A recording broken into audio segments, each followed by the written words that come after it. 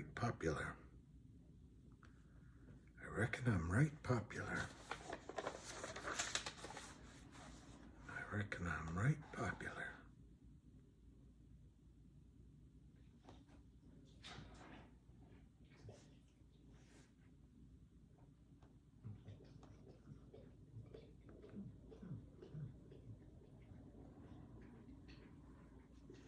Renowned Serbian tennis star Novak Djokovic has won his 10th Australian Open crown this past Sunday by beating Stefano Tsitsipas. I thought I was all by myself. Squeeze tomorrow. God.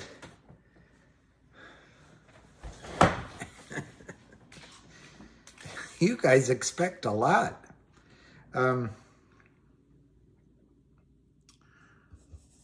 I don't know if it'll squeeze tomorrow. I hope so.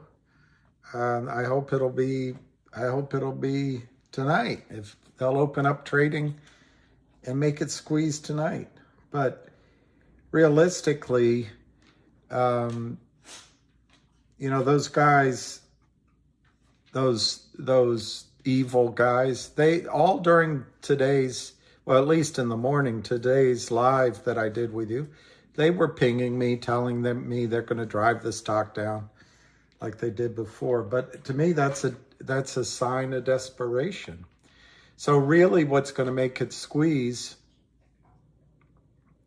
I think, I'm talking about GTII, is the, I wanted to show you a chart, is the naked shorts, the criminal counterfeiters. They were joined, Kurt Kramer was joined by and Alpine, by all these, I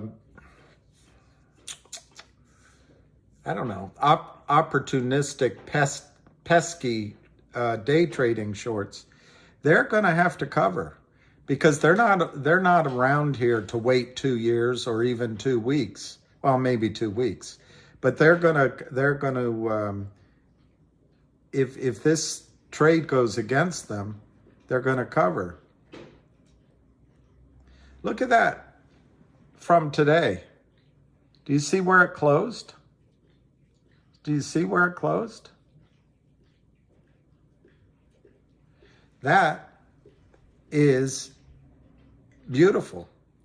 It closed either on or slightly above the 200-day moving average. Totally logical as it goes through it that it will come back, because that's tough to get through that moving average, that resistance. But that perhaps with a couple of days will become support.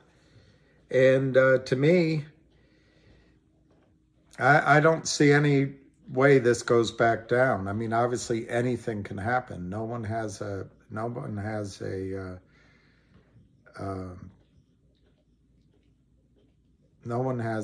crystal ball, but this looks really good, this chart, really good. And if I had to guess, $3 is coming soon.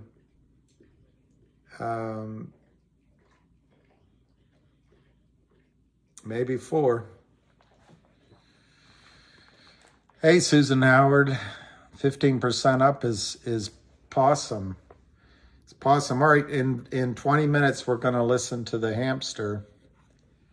Yeah, Michael, that's why I'm here. Baltazar. Greg has a set of glass balls. Not bad. Mad Gun, 223 average is, hey, how's the baby girl? I hope she's goo goo gaga. She's probably asleep.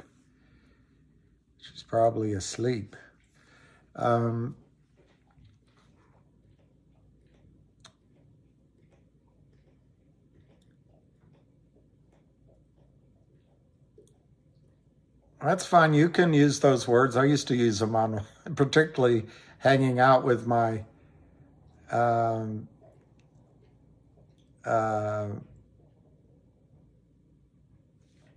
Hey, good morning, CC Ryder. Hey, Northwest. CC Ryder. Yeah, squeeze tomorrow. This would be so much easier if we could just, all right, she's, the word isn't envy, what is it? I'm just happy for you that you have a little baby girl. Nothing could be finer. There's probably two reasons we're on this planet. That's one of them, and the other one is, as Gillian Welsh said in her song, to get right with God. Hey, B. Lincoln.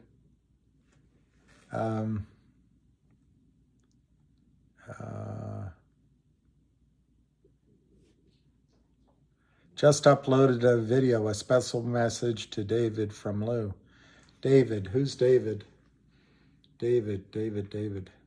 David.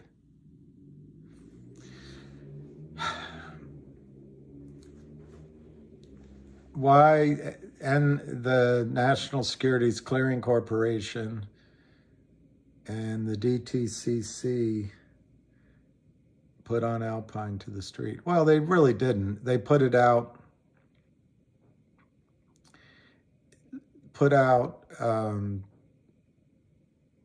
it was a response to a filing that Alpine made. They had sued Alpine to pay. I'm not a lawyer, and I'm using terms that aren't exact, but Alpine was in arrears basically on pay. They were out of compliance.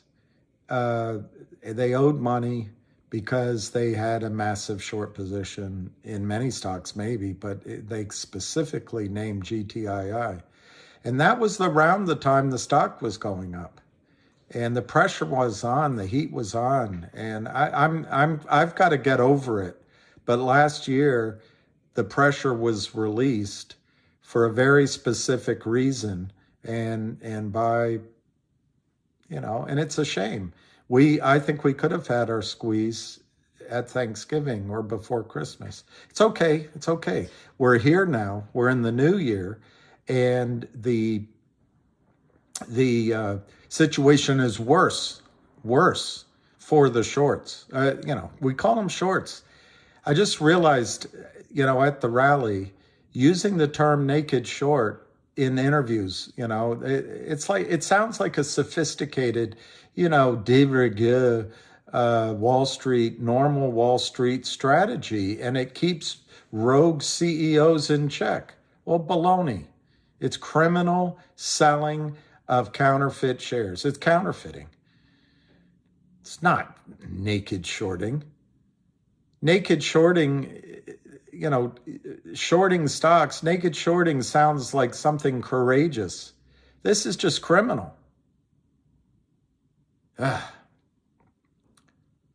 What's my most comfortable brackets for GTII? I think what do you call those things? A jacket that you wear when you go into, have to go to the asylum. I think,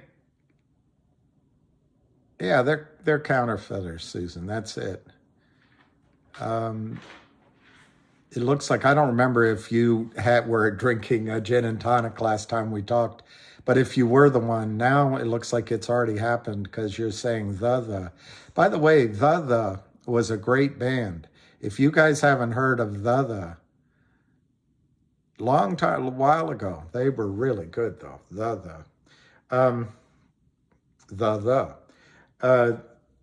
My brackets on GTII this time, I really find brackets it's just not a vocabulary I really know what it means. But to me this time, Unfortunately, the shorts have been punching, and they've won a round. They won a round.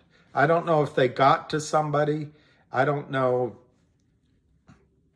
One of the texts they wired me, it said, we've sent 2 million to you or some shit like this.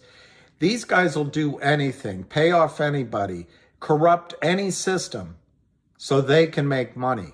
To them, it's a battle. This isn't for gentlemen meeting at a bar playing a game of poker or I just met her. This is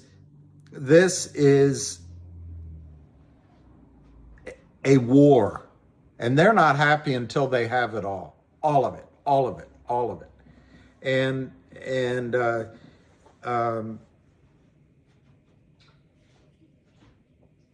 this time, what they won, to me, in my mind, there was so much tension as the stock came down and so much pressure that I think in terms of brackets, it would be very wise. I didn't say this last time as an early objective. I kind of said, do it, you'll have room to do it on the way up.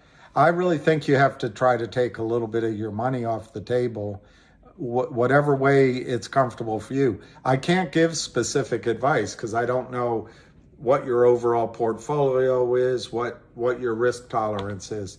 But on the way back up, I think there's going to be a pause. There's going to be brackets, as you put it. There's going to be a lower upside, whatever. I think you have to start thinking of taking some money off 5, 8, 13, 21 range, and just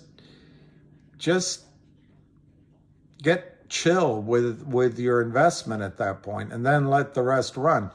Now, you do not have to follow that advice. You could let it run a little further.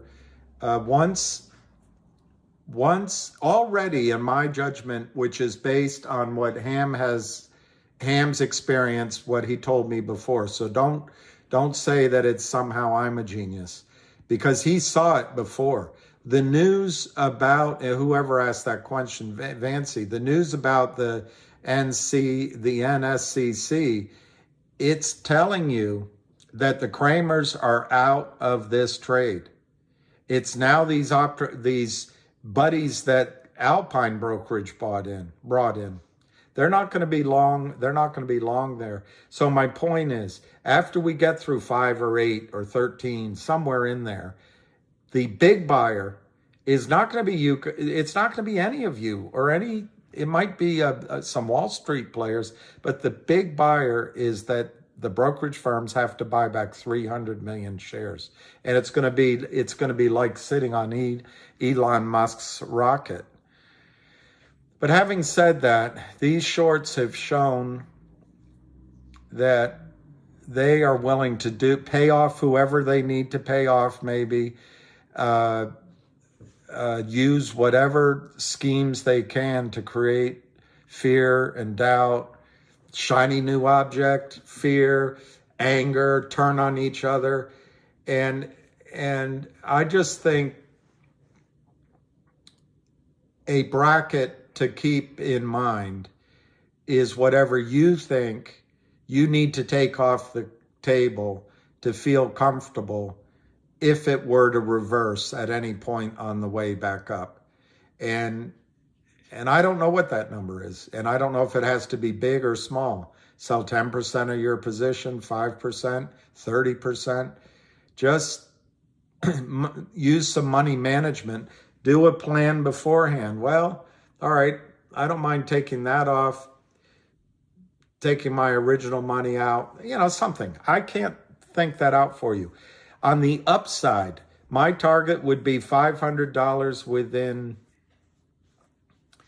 50 minutes of the buy-in, but that's an hour, within an hour. But call it. Say it might take the afternoon. It's going to be massive. There will not be any selling. The criminals will be shut down. Prime brokers will step away, and market makers won't take the orders. You're going to see it. Your question was in a squeeze.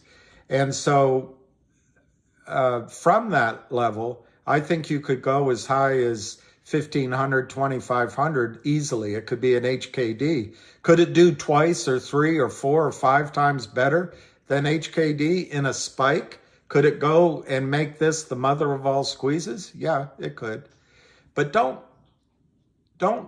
play your life on the needle at the top of the Sears Tower. You know, picture it like you got up to the observation deck at the Sears Tower, and then someone challenged you to climb to the top of the needle. Would you do it? I don't know. Just be glad to get to the observation deck, or just to be glad to get to the past the executive suite level of floors on the way up, and just be happy. You're not going to get a perfect trade. You're not going to be the genius that you think, or any of us think we are. All you're trying to do here is get 60% of the upside, maybe 80%, and leave the rest for the high flyers. Leave it for Spider-Man. Let me try to make sure I have this number in my phone, because I haven't dialed it in a while. So it might not be here. There it is. I have it. Keys to the executive washroom. Who is that? Susan Howard. I think you are having a gin and tonic.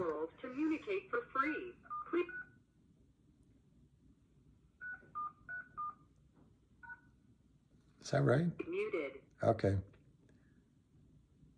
What ticker? I was talking about GTII. Sorry, Sean. I think, yeah, get off at the 50th floor. I think right now, we have now about 6 or 8 stories. There's a new one on that people are enthusiastic about, GNS. There's some we've been watching for a while.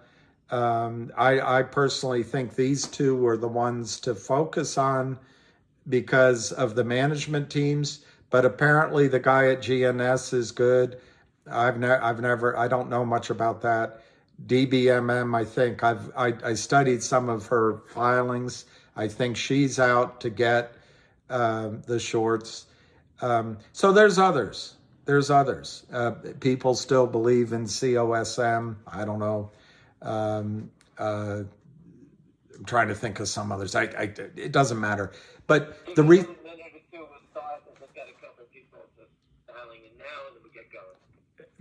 reason I'm focused on GTII right now is what Ham is putting up on Twitter, and it's this, as Vansi just pointed out, the lawsuit response by the NSCC specifically highlighted that Alpine brokerage was upside down in many short positions, is how I read it, but specifically GTII. For some reason, they specifically chose to name GTII. That's like throwing chum in the waters of circling sharks. That's saying Alpine Prime is primed to go down. It's saying that GTII is ready for a blast off, and it's saying that you might as well measure a make 3 caskets. My mistake. 4. You're going to need 3 caskets to take out, financial caskets, to take out the Kramers. You see, my mule doesn't think it's funny, you laughing.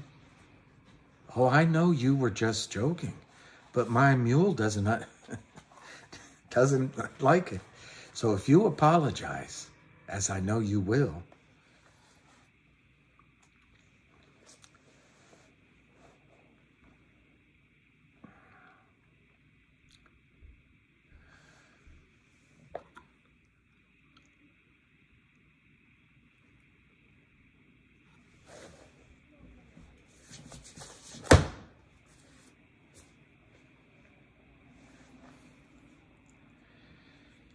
what's the petition going round?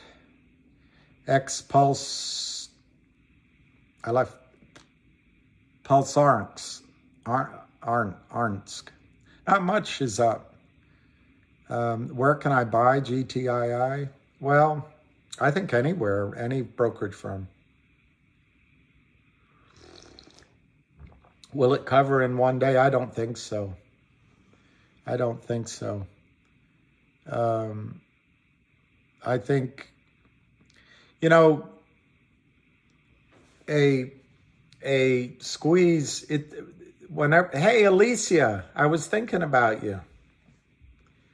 Now the party can start. The conversations can rumble. There can be laughter and joy in Mudville. I would love to get rid of the rats and make this change everything. But, you know, I was listening to some of the people I listened to. The world could get really difficult. I'm not trying to be negative at all or say that it's doom and gloom. But it would be nice if every single one of you were financially independent after these squeezes. And don't expect that every trade's going to be easy, and not that this one has been easy. Hey, never to retire. Please explain the written report. Which one are you talking about? The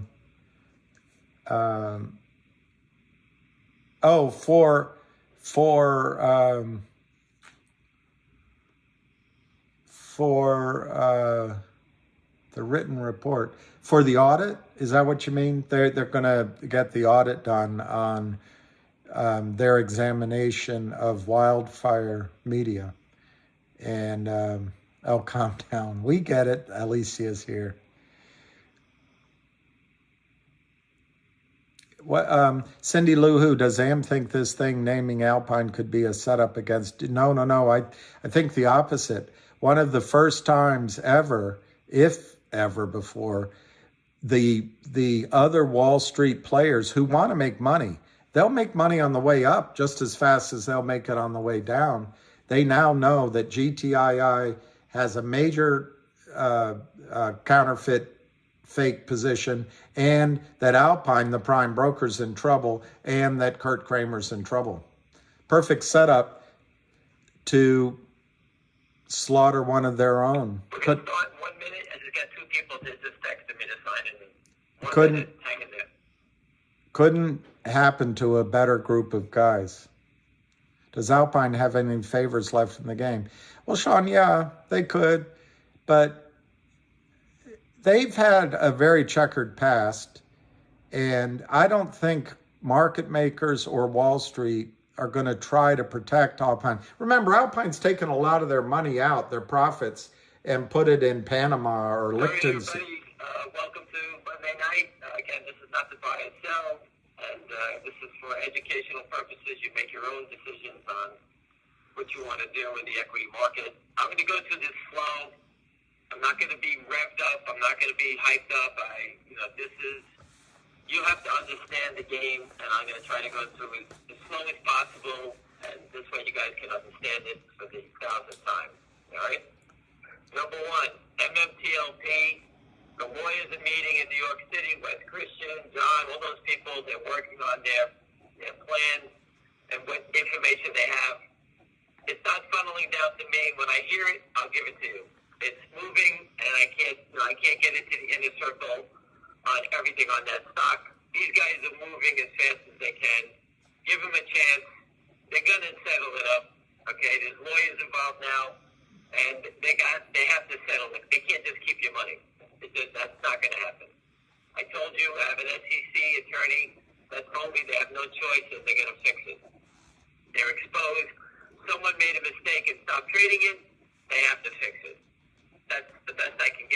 hear something more.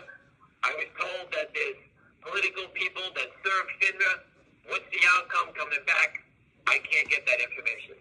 All right, so when I hear it, I'll be the first to report it to you. Second, I just want to let people know I was reached out to by some certain people to help the people in MULN. I gave that guy every bullet, everything, cannonballs, everything he needed to knock the shorts out of the box in that stock, and he didn't do it yet. I can't help it. I have no knowledge of where he's going to do, when he's going to step in. He knows the game. He's educated on it. I did it myself. I brought everybody to the table for that company. He chooses not to do it. Don't ask me about it again. All right, I can't help it. If you're invested in a company and the CEO knows they're under attack and they don't help out, I don't know what to tell you. You can't win unless the company fights back. Roger, the guy from GNS, he's throwing haymakers out there. He's months away from doing anything, but he's throwing everything in the kitchen sink at the shorts. I love the guy for what he's doing. You know, I spoke with him 2.5 weeks ago, and this guy's been nothing but nonstop. That reminds me, like to Jeremy at CRTD, same type of guy, different charisma type of guy. You know, Jeremy is a different bird than the other guy. The other guy is got 1 million followers. He's ready to go. And Jeremy is very meticulous on the moves that he makes. He's a fighter. Gotta go with him, and he's not going away. He knows the street better than anybody, and that's what I believe in. A guy that, the guy's fighting. They had some news today. They extended the quiet period or whatever they're working on, the merger. People, it's not easy to do corporate stuff. It's not easy. There's lawyers. It's a pain in the ass. We're still waiting for the 1-800, the audit from the audit firm that GTI has nothing to do with. They can't touch it. They can't make anything happen. We got an update on it. Fundamental things take time to do. The naked short sellers hit a sell button. That's all they have. They hit a sell button. They don't need to get it approved. As long as whoever's letting the trades goes through, they just keep hitting the sell button. All right, so think about the corporate actions. These companies are working. Roger's getting traction on it. I have no clue why his is going, and CRTD is not going. I have no idea. Nothing has changed. They're all working together. Why one goes, they don't tell you when they're going to go. They just go when they go. All right? So going back to, I try to take notes, and I'm not good at it. I got kicked out of my house because of The Bachelor. I'm doing it from my car. And my family watching The Bachelor, I got thrown out. So I make too much noise. So I talked about MMTLP. I talked about CRTD, the transactions, what they're doing. I'll touch on Finger for a second. Finger filed an S1. The S1 closes out basically the transaction with Lynn Partners. The S1 was approved by the SEC. So if it was not approved, from what I gathered, is that Lynn Partners would have access to 1.7 million warrants at $1.75. It was approved. They don't exist anymore. The company is the final step. Is the $4 million that the company owes to Lynn. Lynn has the right to convert it into stock. So at $3, what are they going to get? $1.1 million? That's it. They already sold the stock short. So we'll know by February 8th, I think it's up the last day, Lynn has to make a decision. Should it get off the pot? Either they're going to take stock in the company or they take back the $4 million. Either way, the company has the $4 million, or if they have to give them the stock at 1 million shares, a little more than 1 million shares right now, at a discount, big deal. They already shorted it. And then they have to cover the 114 million more shares they're short. So the company's finished with that disaster of a loan. These guys tried to take them to the cleaners, but the stock rallying, and we trapped the short in that name. That's the story on it. The company's fundamentals are right there. I was told Finger Motion's going to join the fight, going to CEO block with Jeremy. Let's see if they step up and finally say something. A lot of these people don't understand it. but they did hire Wes Christian. They did hire Sharon Tell. They've done everything right. They hired Tom Ross to get the data. Go on Twitter. You can read it at buyins.net. He just put a report about them out. Go read that. It tells you everything about the company, the short position, everything. People, do your due diligence. It's staring you right in the face. You make your own determination on where you're going to live, what you're going to do, how you're going to trade it. Now we'll go back to GTII. Now I'm starting to pick up some steam here now. GTII. Nobody. The Depository Trust is the mothership of Wall Street. It controls everything globally in stock settling. They are governed by the SEC. They caught Alpine, the prime broker, playing games with the margin on GTII. We kept saying, how are these guys staying alive? They weren't alive. The Kramers were busted. Alpine was busted when the stock went to 9. I told everyone before, the Depository Trust monitors prime brokers when their positions start to go into the red, because if they blow up, they're going to lose a ton of money. They caught them.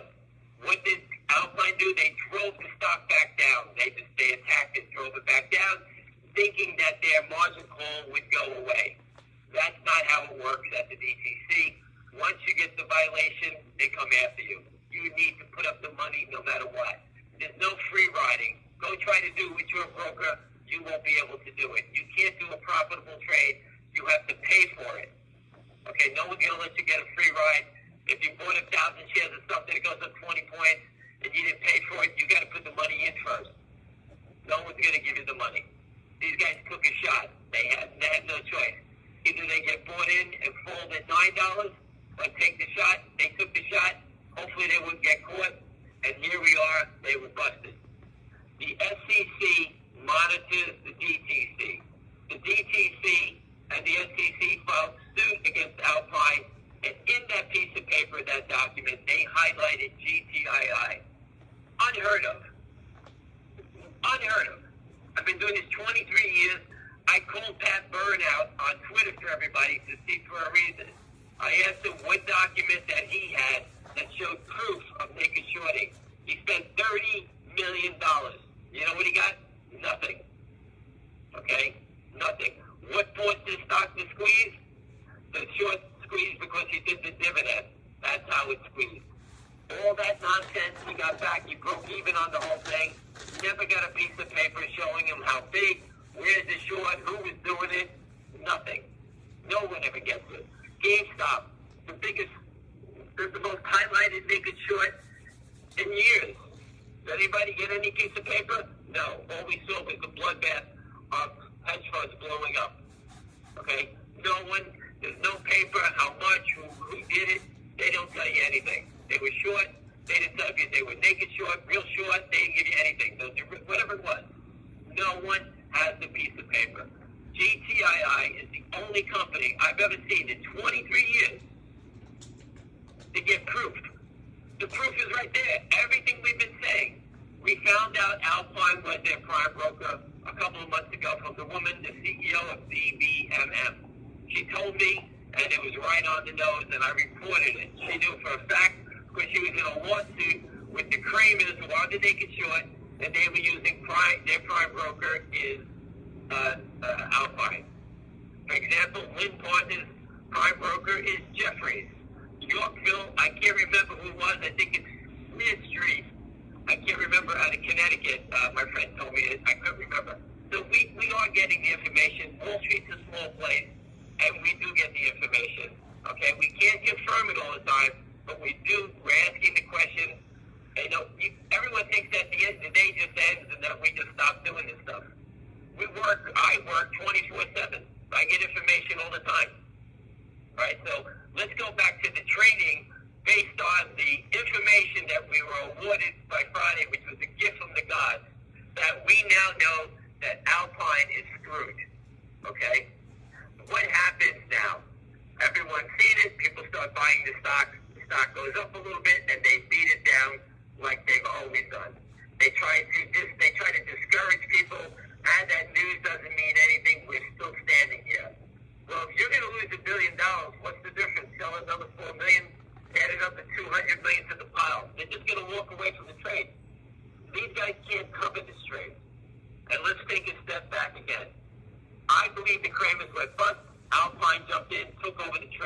It got squeezed to 9. Now both of them are trapped. Okay? The Kravers are on the hook. Now Alpine's on the hook. And now this trade is living here. Alpine's probably stolen billions of dollars, has it parked in the Cayman Islands over the years as a prime broker, naked shorting. Obviously, every scumbag on the street does business with them. They've stolen tons of money.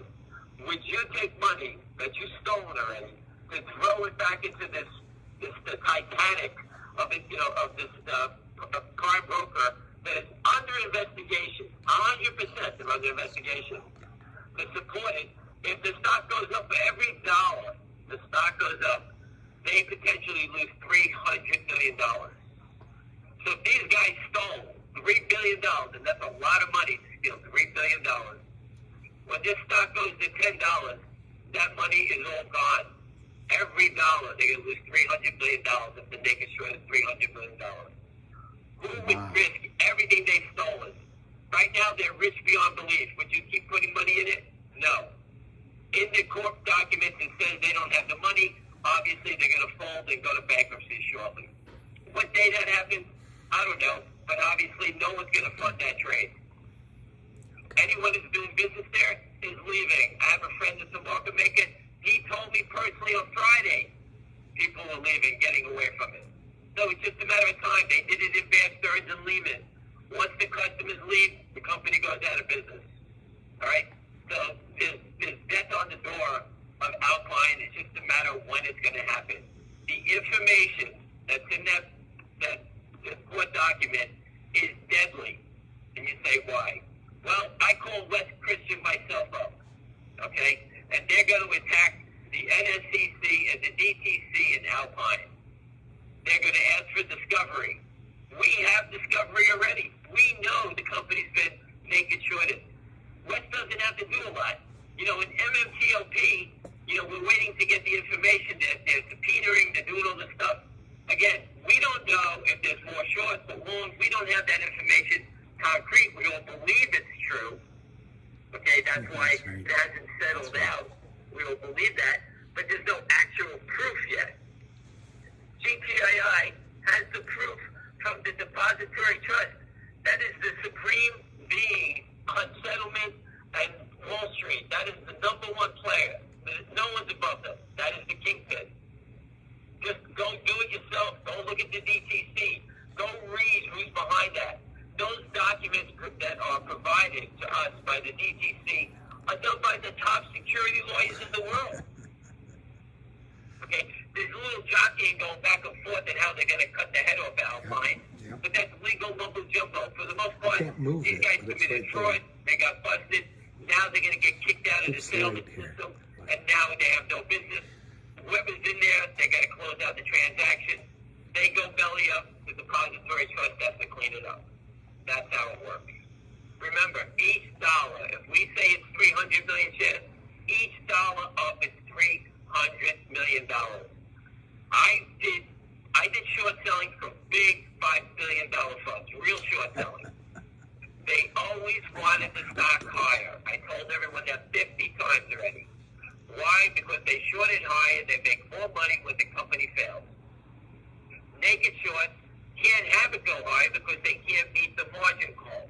So GTI today went to 207.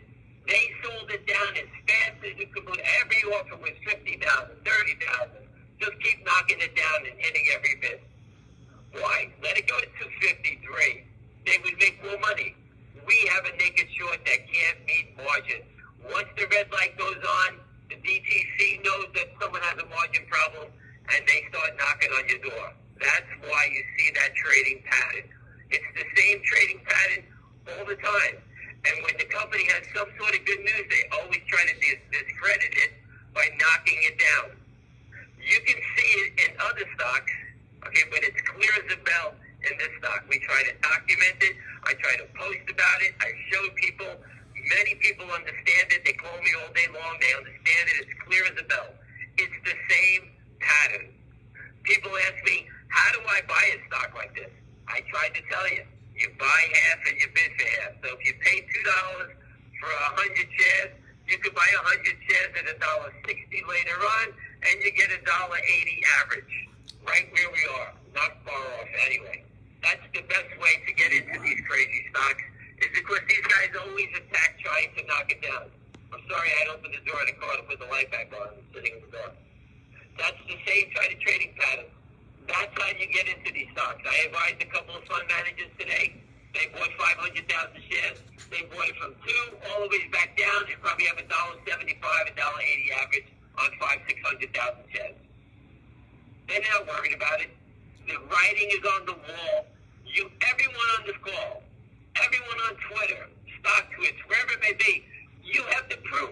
It's going to happen. The lawyers are going to attack it. They're going to ask for discovery. Who was the naked short? How many shares? They're going to ask for phone records, emails. They're going to travel to the market makers. Who are the market makers that executed all these trades? What's the relationship? How did the SEC allow this? The company was shorted down from $9 down to $1. That's $7. The company lost, I think it was, let's say, almost $800 million in market cap. Someone's liable for a lot of money here. $1 billion in market cap was destroyed. Opportunity lost. Shareholders lost money. They never show you the short because there's too much liability. The DTC, the NSCC showed us that the mess here is huge. I don't know if they did it by purpose, but we have it now. We have to just serve the court that opinion was rendered in, and we will get discovery. The judge has to give us discovery because they told GTII that they're being manipulated by short sellers. Short sellers manipulation means they drove the stock down. They got the dates that they were served. We know when the margin, it was in October, whatever that date was.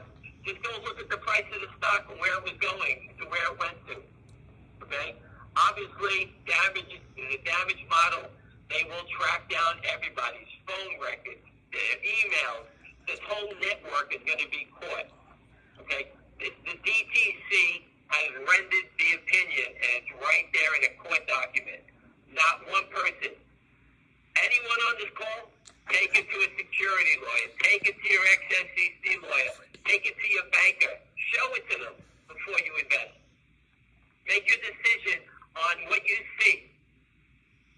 Okay? You can tell them the story and say, hey, I have this document. What does this mean? Then get back to me. Everything we said is right there in front of you. You all have to understand it. And they keep trying to hold it down. That's the best thing, holding it down. If I was the short seller, I would have opened this stock today at $6 and let all the fools that come in that want to chase it and buy it and then try to drive it down. Like they did with That's what they did in COSN. VNS today. It opened up, it went high, and then they pushed it back down. Open it high, push it back down, and turn the people that paid higher into losers. They tried to create that volatility in GTII today. It opened, it ran to 2, and then they attacked it. They wanted the message they're saying to anyone that paid 2, hey, you're a fool, you're going to be in the red. Okay, that's the message. But if it was me, why not do it for $4 instead of just doing it for 30 cents? Okay? That tells you how bad, that's how it shows you how bad they're trapped, that they can't even let it go high. Why would you go high? You make more money. I hope you understand that. At $5 down to $2, they got $3 in their pocket. $2 to $1.70, they got 30 cents. These guys can't let it go up because the margin police are up their ass. The margin police is the depository trust. Remember, every dollar up is $300 million in margin. And no matter what percentage they're putting out, they got some pretty bad margin calls. We said it 1,000 times. We couldn't figure how they were standing. They weren't standing. They were free riding and probably hiding the tickets, like we said. And they got busted. The DTC, if the DTC doesn't catch guys like this, then we should all go to the Cayman, become a prime broker, put up the money that's required, and then defraud the system and walk away with the money. Okay, but the system has protections in it, and we just saw the system protect itself by catching these guys. And when they catch criminals like this, then it's not taken lightly. This can bring down the system. So let's take a look at the damage are short 300 million shares of stock, taking advantage of a system that allowed it. At $10, these guys are going to be out $3 billion. 20, do it, $6 billion. 30, another 3. This is a 20, 30, $40 billion loss that's coming their way. The more they sell, the higher it goes. Everyone on this call, we all know the number, we know who the short seller is, and we know where it came out of, Alpine. So we know it's $300 million, we know the short seller is the Kramers, and we know their prime broker is Alpine. And I'm sure once the feds get in there, Alpine, what other stocks? I listed, someone posted today, 23 stocks the Kramers have done deals with. All those sell tickets and all those names are in Alpine. That DBMF, they did a venture with the Kramers. Everything came out of Alpine. It's all housed in that place. If you think everyone now knows that's the mothership on the naked short selling front, everyone's going to go that direction. GTII got the gift that I've never seen before, that we have the proof of Alpine holding the bag here. No one ever gets that information. You have it. Do your own education on this thing. This is a life-changing situation. You figure out how to do it. You can't hold me responsible. You can't hold anybody responsible. You got a problem with it? Call the Depository Trust up. Call the NSCC up. Call them up. The proof is right there. Everything we said is documented. Keep an eye on the real short. Go to shortsqueeze.com. It comes out February 9th. The real short is 400,000 shares. That's someone who's borrowed legitimately and is shorted the stock. It was $1 million, now it's 400. Okay? So let's see on this little run-up if anyone's actually borrowing shares to short until this rally again. That comes out February 9th. You can see it on shortsqueeze.com. So we do track that. If Alpine says that you were borrowing shares, we're going to check out and say, okay, how big is the short? It's 300 million shares. Where did you borrow 300 million shares? Who lent it to you? Who did you pay the fees to? The Discovery will trap these guys dead. They have nowhere to go. And Discovery's coming. Maybe this week we get to see that lawsuit filed against the DTC. Okay? Again, it's Discovery. We want Discovery on with the DTC and the NFCC as reported to everyone. That's a public statement. It's out there, out loud. Do your own due diligence. This is a life-changing situation. Figure it out. All right? Many public companies reach out. I have a team of lawyers, bankers. We give them information based on what the company is. We try to help them out. I tried to help out. I told the people at Upstream create their own dividend and then submit it to the companies because the companies can't figure it out. You saw GNS come out today. They have their own version. They're going to spin off their properties. I told the guy, don't do that. Give out anything. Don't spin off your properties yet. Save that for later on. But he went straight for the gusto. I like the way he operates. He's going for it, and he's not stopping. He was 50 cents, and now he's got a $5, $6 stock. I'm not sure where it closed. And I'm told they even have options on it now. So he's got the short sellers in that stock worried really, really quick. He went from zero to euro really quick. Okay, GTI had its moment. Slow, steady climb is perfect. Slow and steady. Every share they sold has to be bought back. We all know it. The company's moving on mergers with CRTD. They filed to get listed on Upstream. They hired West Christian to get ready to sue. Go after the depository trust. Think about that with this law firm. It's not in front of them now. All right? I know it's late, and again, do your own work. It's right there in front of you. Take the document to whoever you want to take it to. It can change your life, that document. It's right in front of you. I can't tell you how to do it. Okay? You have to figure it out. How does it help other companies?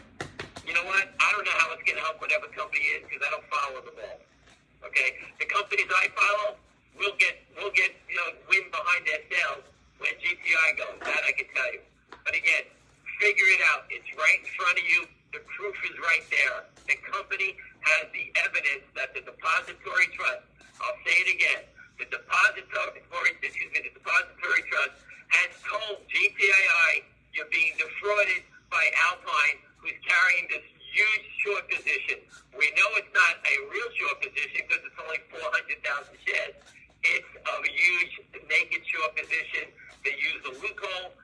agreement, did it through them. Anyway, listen, have a great night. We'll see you tomorrow. All right. All right.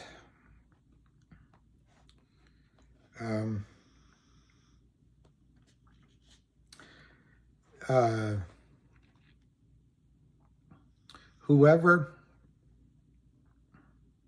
I know it's KYP and Alicia. I can't find this guy's name, Keith, anywhere. So I don't know how to do it. I'll try if, yeah, don't forget taxes or Texas.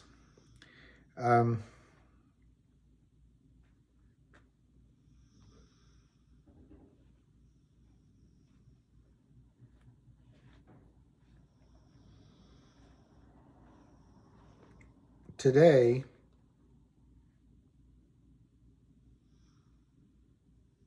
it looks like today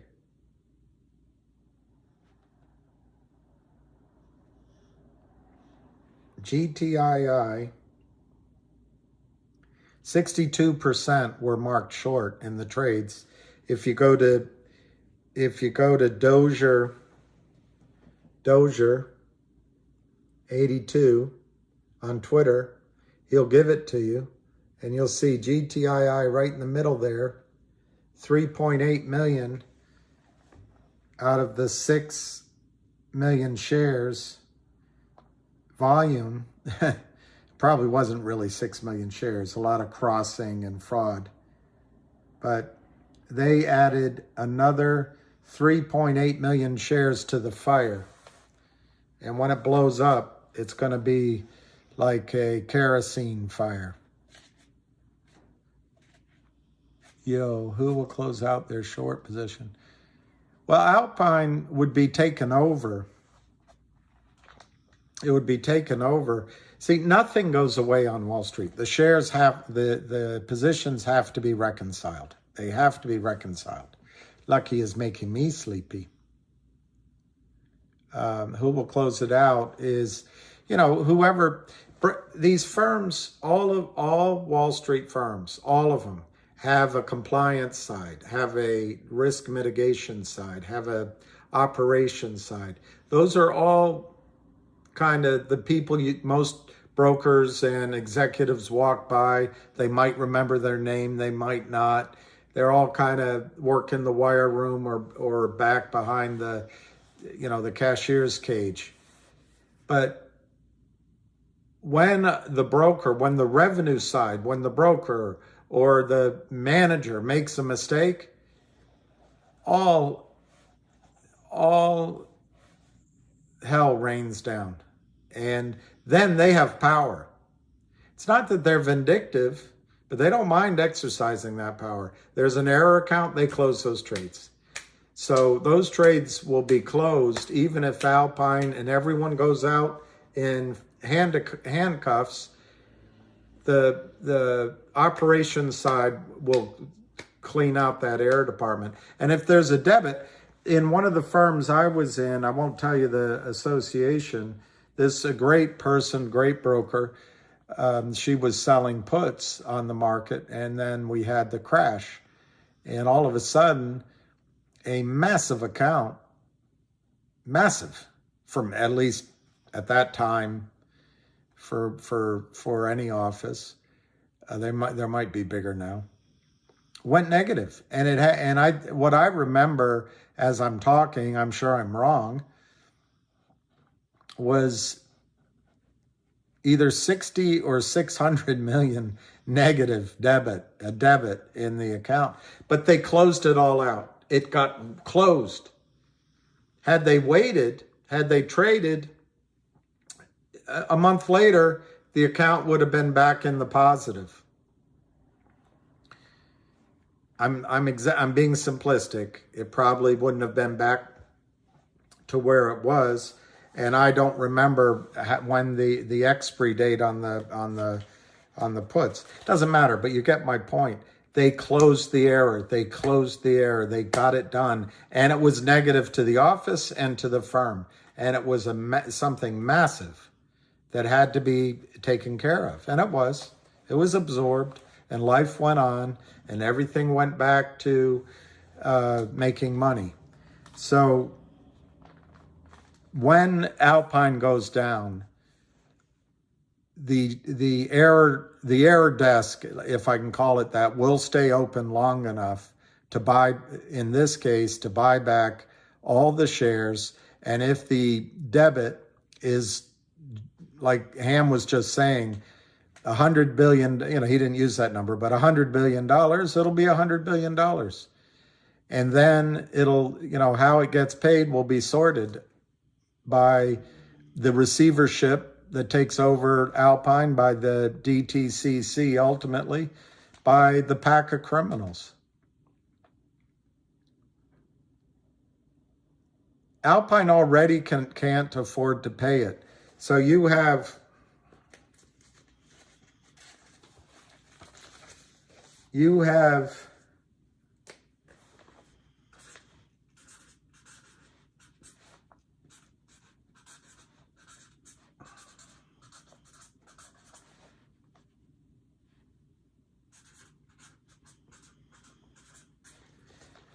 Kurt Kramer selling GTII.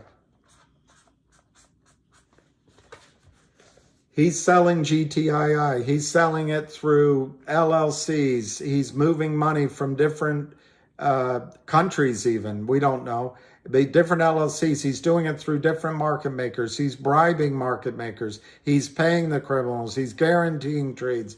He's got a boiler room and he's got Charlie Mayo there as a buffer. So if it all goes down, he can blame Charlie Mayo. He can say it was failure to supervise or on Charlie Mayo's part. But he's got guys in there that make different phone calls. There's a phone on one desk in Kurt Kramer's offices, and on another desk it's a different LLC, and they're swapping trades. Who's allowing it to happen?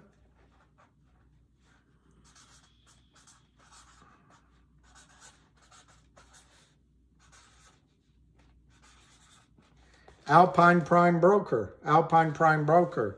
So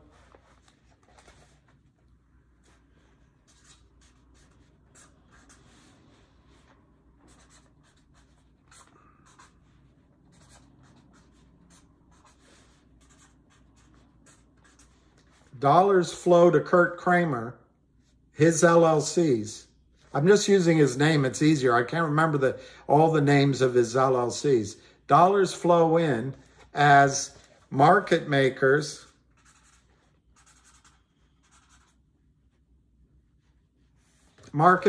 do trades through Alpine Prime Brokerage. But the Kramer's dollars are held in custodialship here at Alpine. So Kramer is causing dollars to flow to Kurt Kramer's accounts, but there's margin requirements, there's collateral requirements here at Alpine in return, because every trade is registered somewhere. It shows. It has, it's either a trade that's unsettled or it's a real borrowed share. So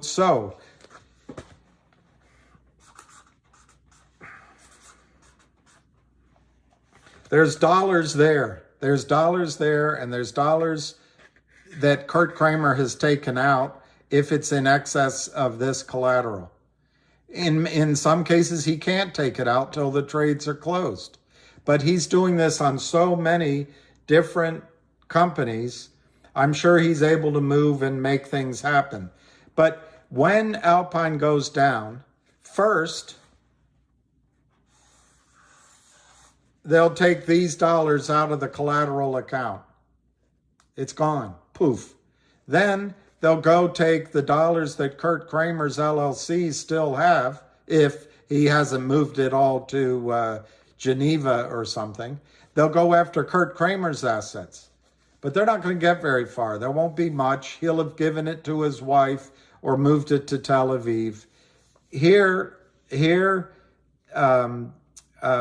Alpine has X amount to cover maybe $5 a share on the way up, and then it's gone. So where does the rest of it come?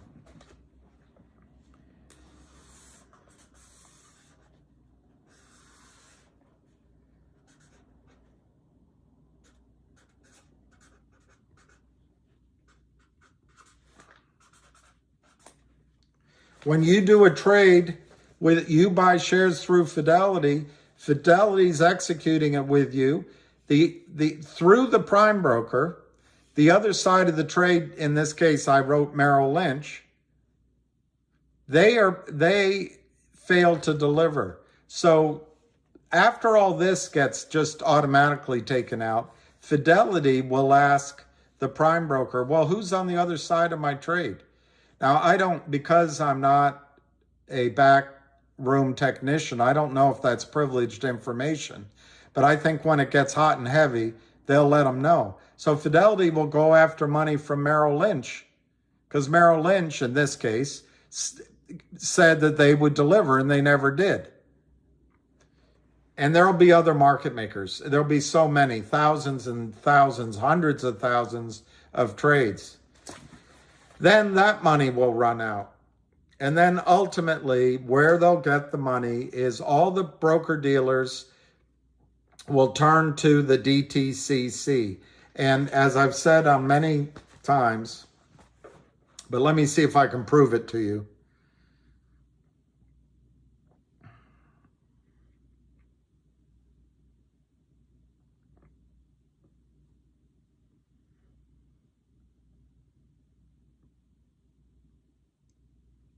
Now, these aren't all in their name.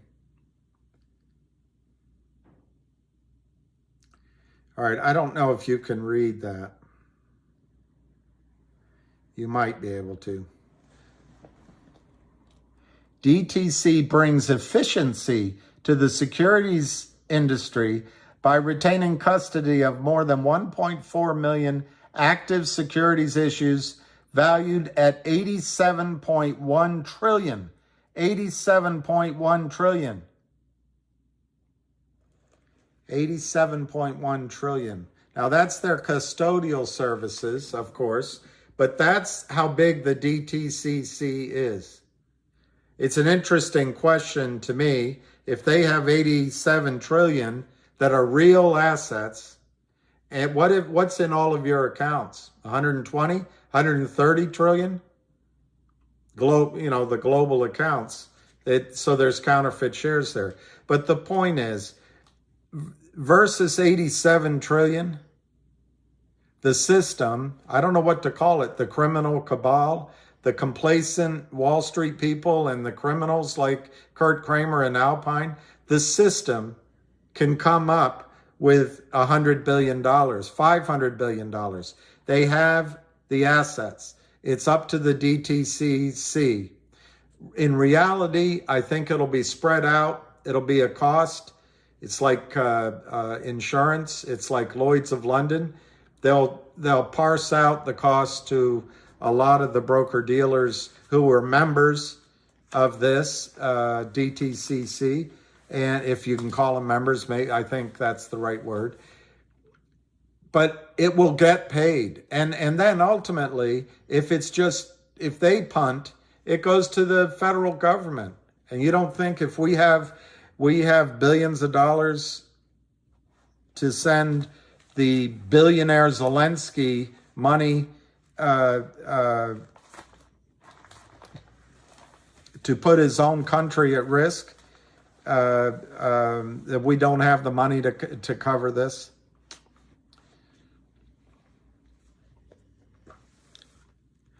Chris Brown, what's the minimum everybody's holding to?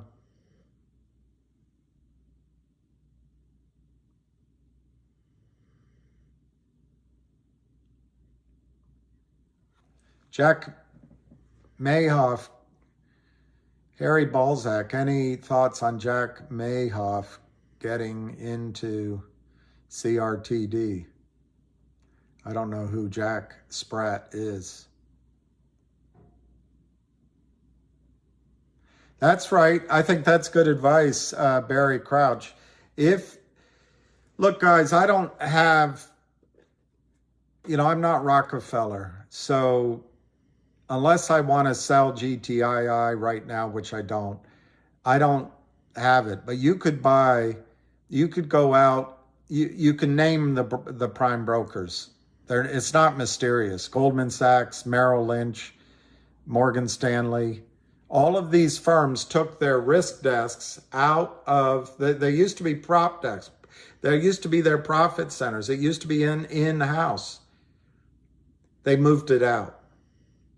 And how they make their revenues now is guys like Ken Griffin give them revenue and do their IPOs, do their syndicate, do their any deal.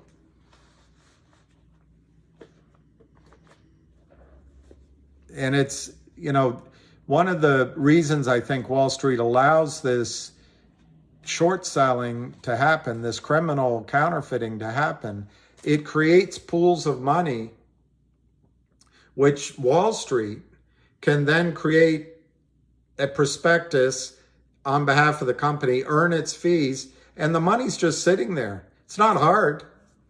They just cross the money and everyone looks the other way. It's time, I think, to make the SEC truly a government body that does not have a revolving door, does not allow a Gary Gensler to run. When people come in out of college, they see a career at the SEC until they retire. It's time to make it like that, rather than the revolving door to the hedge funds and Goldman Sachs. The FINRA should be ashamed of itself. It's time to get rid of this idea of self-regulation. And then I think the market makers, we don't need them anymore. We have the computers. They don't do anything except facilitate crime. But if you're going to have market makers, that has to be a completely separate regulatory body for that. And a market maker cannot be owned by Ken Griffin, cannot be owned by Steve Cohen, cannot be owned. And then you can't have underfunded market makers. Completely separate regulatory body.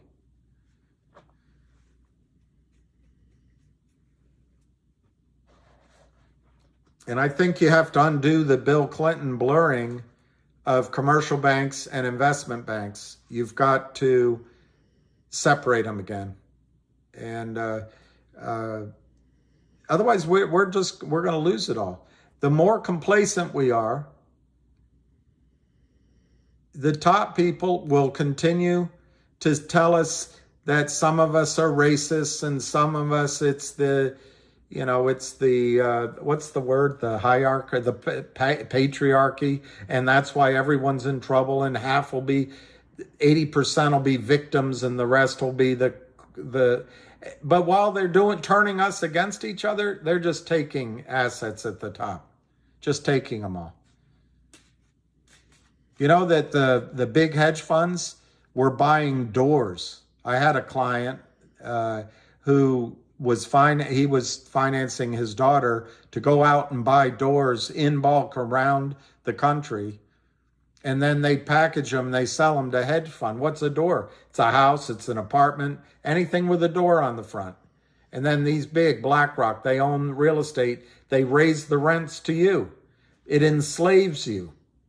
So anyway, I won't go off on it, but I just want you to make money on one or two of these trades. I want you to take, when a big one hits, I want you to take that money out and stabilize your financial life and get your wealth out of the debt-based corrupt system. Because this, George W. Bush, this sucker's going down, he said. It's going to go down, and it'll take no prisoners on the way down. But you guys are going to be safe. We're going to make sure you guys are safe. Exchange more, vicious cycle, I know. Hey, Trisha. That's how they say Trisha in London. Trisha, something like that. Hey, Eric from Texas. Texas. They got some cold weather down in Texas. Last 3 minutes of this call are pure cold. Well, I'll chop it somehow and put it Moon River. There's Terry Yonker.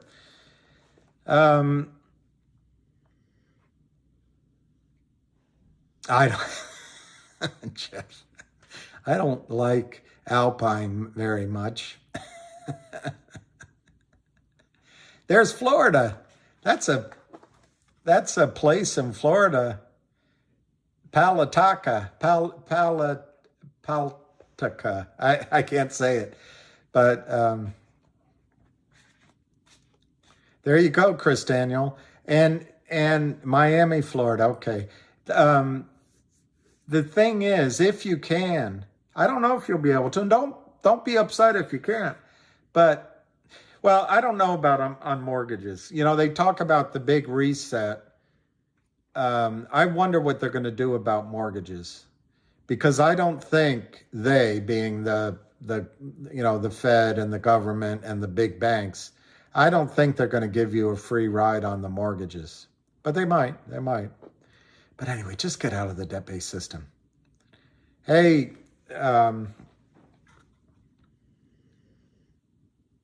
hey, Jeff, good to see you. St. John's, Newfoundland. You know what? It's the best dog is the big Newfoundland dog. Those things are this big, and if you've ever, and Toronto, wow. Western Massachusetts. SenCal 559. So you're in, everything in California is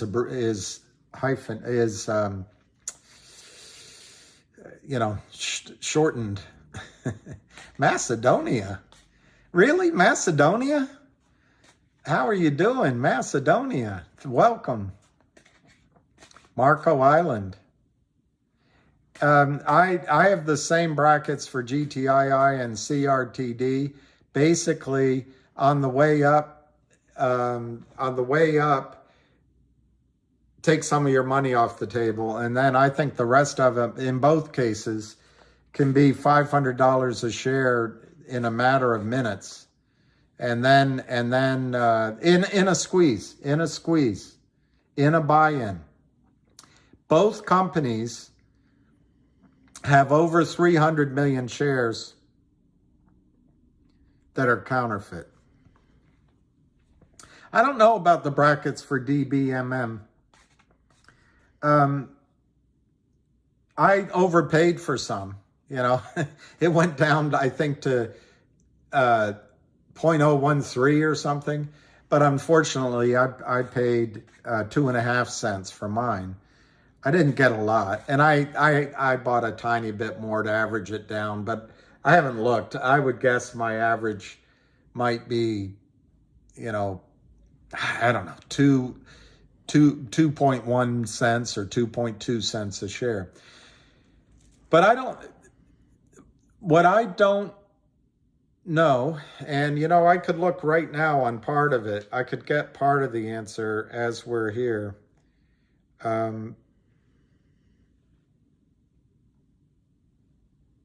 I don't know what's the outstanding shares in DBMM.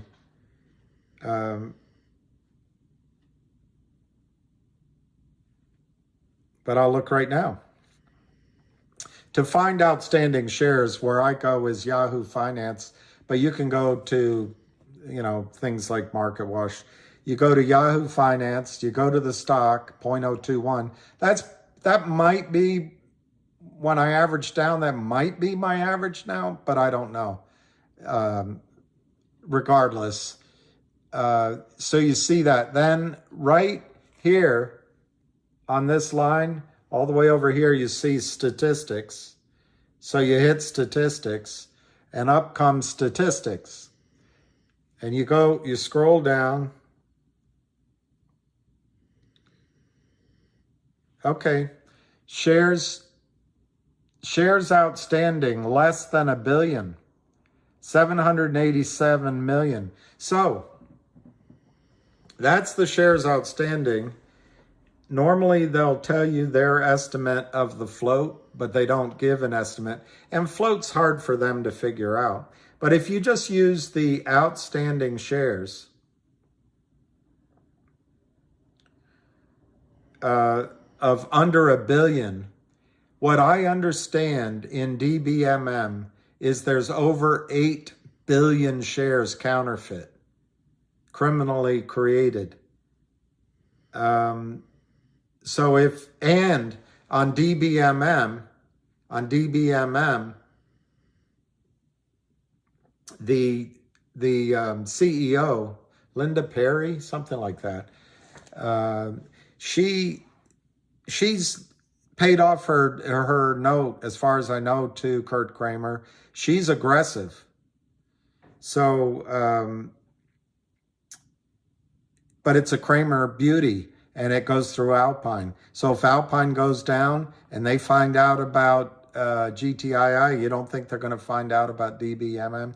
So my bracket, it's really hard to say. The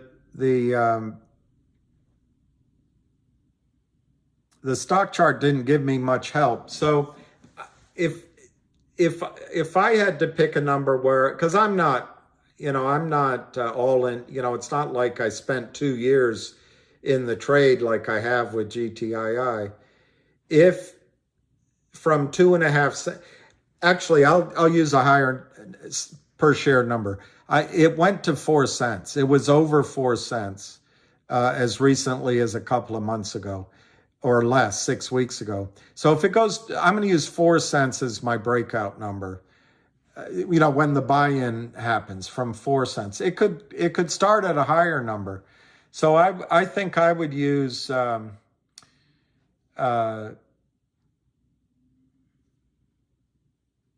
it's not very exciting. 40 cents would be kind of your first. I'm used 10 times that would be 40 cents.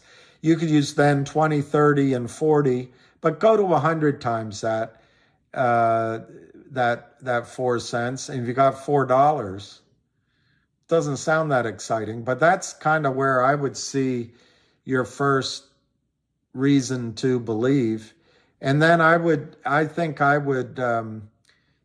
would max out at $40. And you see what I did. I just took 10 times the number where it broke out, the 10x, and then I went to 100x, and then I went to 1,000x. It's not very scientific, but I think that's a pretty good guideline. Most squeezes go at least 10x, 20, 30x, 40x.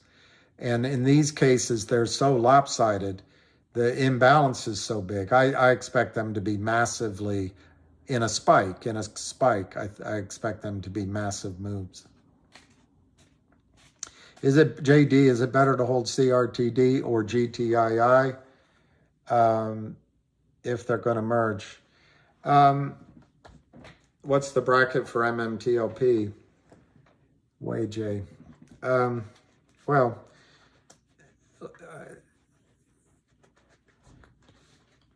it's like my friends used to, breathing. I think breathing would be a good thing for MMTLP. Right now, nothing's happened. But if you listen to the call on MMTLP, the lawyers are meeting. What I've described as just so blazingly obvious, it's in the self-interest of every single party involved with MMTLP to settle, to come to agreement, swallow their pride, don't go to lawsuits. And come up with a massive number. It's going to hurt. But they got to settle. But right now, I'd say breathing would be good. Would be my first bracket in MMTLP. Right now, it's dead. In the question of CRTD over GTII, That's a really tough one. I think you should sit tight with whatever you have. I don't think you should move around from CRTD to GTII or from GTII to CRTD. And if you were going to buy one or t'other for the merger, or the acquisition, obviously buying CRTD is the better one to buy for the specific purpose of being there when the acquisition by GTII of CRTD happens. You're talking $3.33 worth of GTII stock to buy, 66 cents of CRTD. I don't know where it closed. But that's a very, very narrow. It's valid. It is valid. And it's a reason to buy CRTD. And if I had new money right now, it might be the way I would go. However, I just showed it to you. But I'll do it again. I can't wait till I upgrade this system. GTII is on the verge of breaking out. GTII just has to close it above 2 or go through 2. It's already above the 200-day moving average. It goes through that. Maybe it's not today, but soon. And for the rest of its life, it's above $2. And it's gone. So it's hard to choose where you want to be. If you specifically are looking, I want to make money on the merger, well, buy CRTD. But remember, both of them have over 300 million shares naked, as they say in Texas, naked short. And when the squeeze comes, it's probably going to be before the merger is ever effectuated. Hey, that's true, Wei J. CRTD does have the OG dividend. That's true. That's true. R. What's that joke?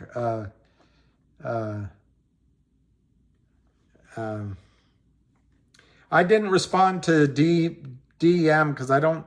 I'll look after the call. Please listen. Please listen. Can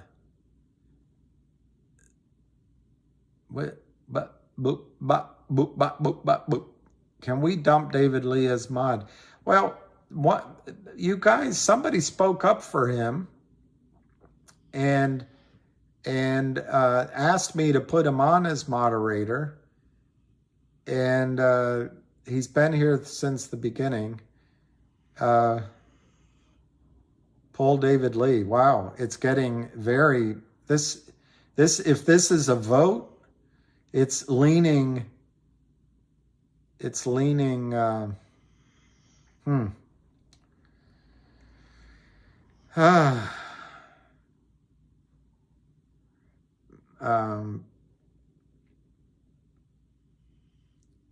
R.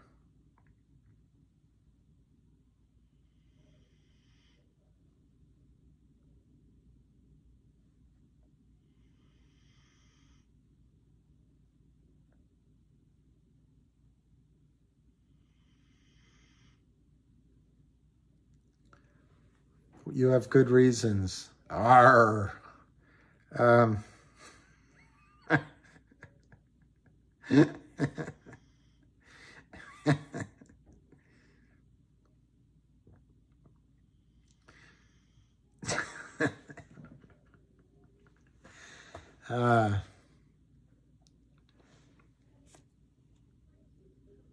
All right. I will put it under, it's Frank Stallone. You know, 3 or 4 of Norm Macdonald's jokes, 2 of them I told myself prior to ever hearing them. I came up with them. One was in a meeting, and one was I don't know, out with friends, I thought of it. But he gets all the credit. But another one of his jokes, the moth joke, which is just terrific. It's a joke that my father would tell us at the dining room table. And he'd always get everyone to laugh. So Norm ain't so tough. No, I think Norm is terrific. What politics? I didn't bring up politics. I know I'm guilty. Lots of times I talk politics, but I don't think I did tonight. Maybe I did. Maybe I did. The joke, it goes on for 7 minutes.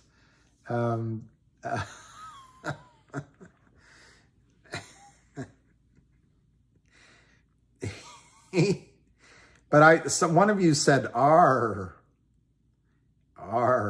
Let me see if this is it. When I was young, there was a fella went by the name of Jacques. Oh, that one's Norm Macdonald.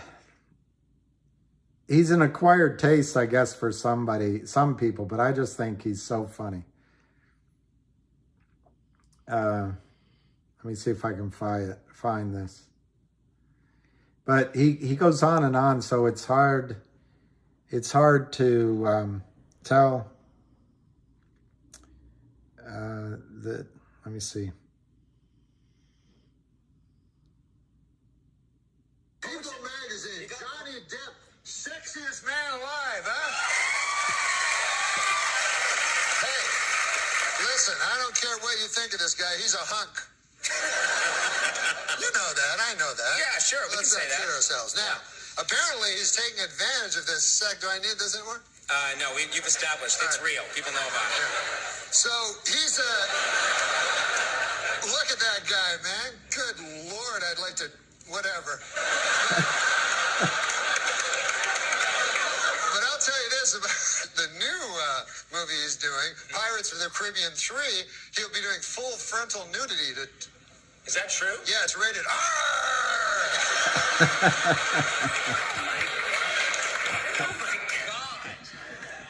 That's the joke I was thinking of when you said R. It's rated R. Yeah, his wife's a real battle axe. We were driving in the car, my wife and I, and we got in an argument. And what does he say? He says,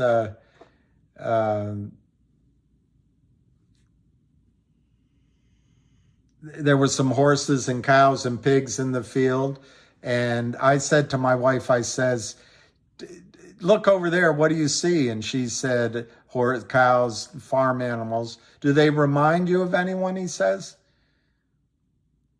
And she says, who? He says, remind you of your family? She said, yeah, my in-laws. Battle axe. My wife is a real battle axe.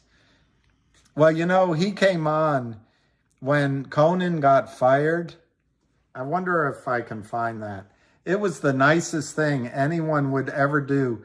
Conan was actually shaking because he had been fired. And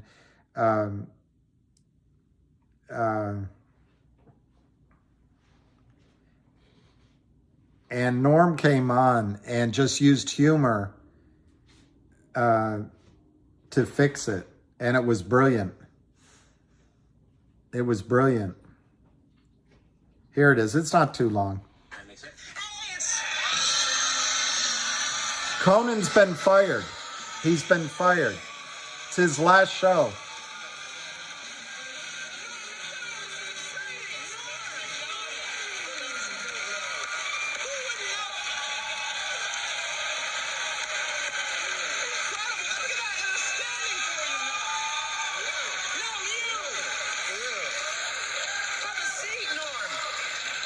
So much. Have a seat, Norm. You've you've been saying it's so nice of you to stop by, and you. Well, I want to drop by, show my respects, you know? Well, you know, for you to bring a basket commemorating sort of the tough situation I'm in is really nice. Yeah. Well, that's not what that is. Well, what is this basket for? Oh, this is an older basket. I procrastinate, as you know. And this is a basket I got you back in June. Wait a minute. Norm, you've had this basket since June? Yeah. I've seen you. You've been on the show like 3 times. Why didn't you ever give me the basket? I keep forgetting it. But I wanted you to know I bought it. It was $60, and I wouldn't open it. I think it would smell. Well, there's a card also. Yeah, I see. All right, this is the nice part. This is the nice part. That's terrific. I don't know if can I read it? Yeah, why not? This is the nice part. Congratulations, Conan, on finally securing your place as permanent host of The Tonight Show.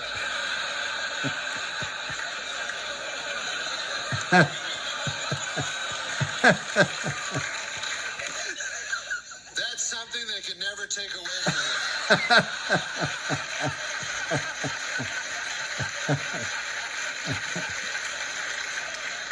It is perhaps the shrewdest programming decision ever made by the NBC Brain Trust. Sure, the pressure is on, but if I know you, Conan O'Brien, miserable failure is not an option. You are the new king of late night. Thank you. Long live the king. See, that's what friends do. They come in and buck you up, and that's what we all are. We are all friends. Who has bashed Ham a lot? That boy meets girl guy? I don't. Well, a lot of people want Keith. I have to figure out how to do it. I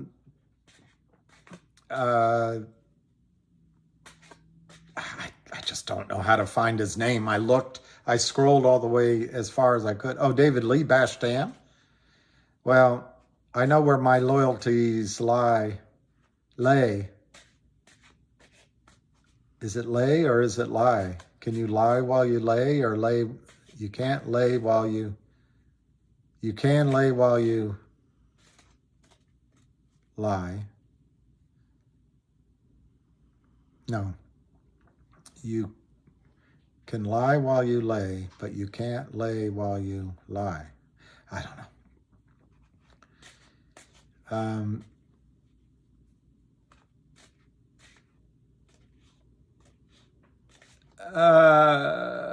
Vansi, I think it is only a matter of time before GTII squeezes, and it could be any time.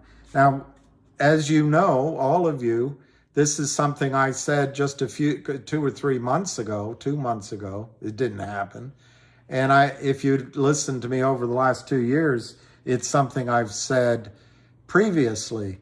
So, Vancy, if you also heard what Ham said, he said you don't know when they're going to go. They don't ring the bell. They don't tell you when they're going to go. But there has to be a lot of attention on this short position. And Wall Street's about making money. It's about having an edge. And the edge that insiders have is phone calls that say, did you hear? Did you hear? Did you know? And they start buying GTII. And, you know, I don't care how big the trading desk is. If you can buy 1 million shares of GTII under $5 and it goes to 50 or 100 on 1 million shares, that's a nice piece of scratch. That's some dosh.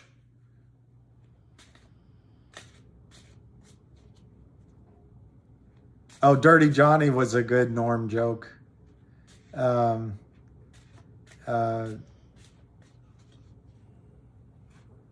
probability of GTII squeezing with the NSCC. Well, I don't think the document in and of itself, let me see how I want to say it. As I've said to you, we were on the verge of having a squeeze, in my opinion, on GTII. Wall Street was under maximum stress. Somebody, somewhere, paid off different people, I think, or somehow came up with other schemes. They were fighting. They're going to fight with every tool they have. The bad guys I'm talking about. I'm not talking about anybody on our side. They're going to fight with all the tools they have. Somehow they got it to deflate. The bubble was about to pop and they got it to deflate. Well, that can happen. That, they're going to try all those tricks again, Vancy. But the document, the National Securities Clearing Corporation document came out in, I think it was October. So I think that could have been part of the reason why the stock was going up then. It was also that a lot of, for example, Lou's people started buying, a lot of Avid's people started buying, and then there was a lot of buying by whales. That you don't know what is the primary reason, but that document was a matter of court record in the fourth quarter of last year. So, yes, I think that document is massive. What I think is more important now is the document is being circulated.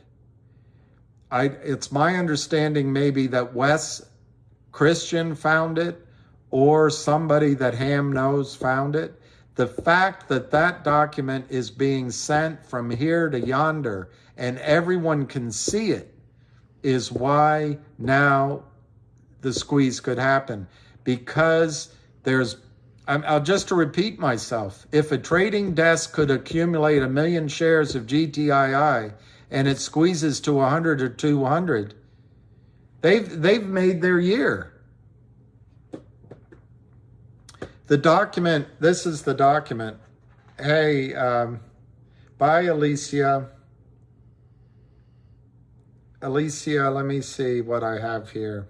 No, I don't have anything. What? Oh, here.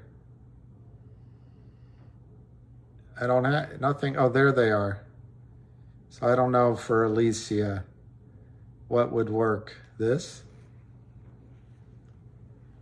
There. That's for Alicia. What was I going to look up?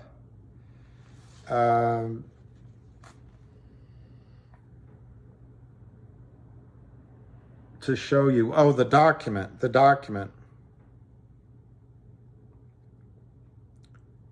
This is the document. It's hard to read.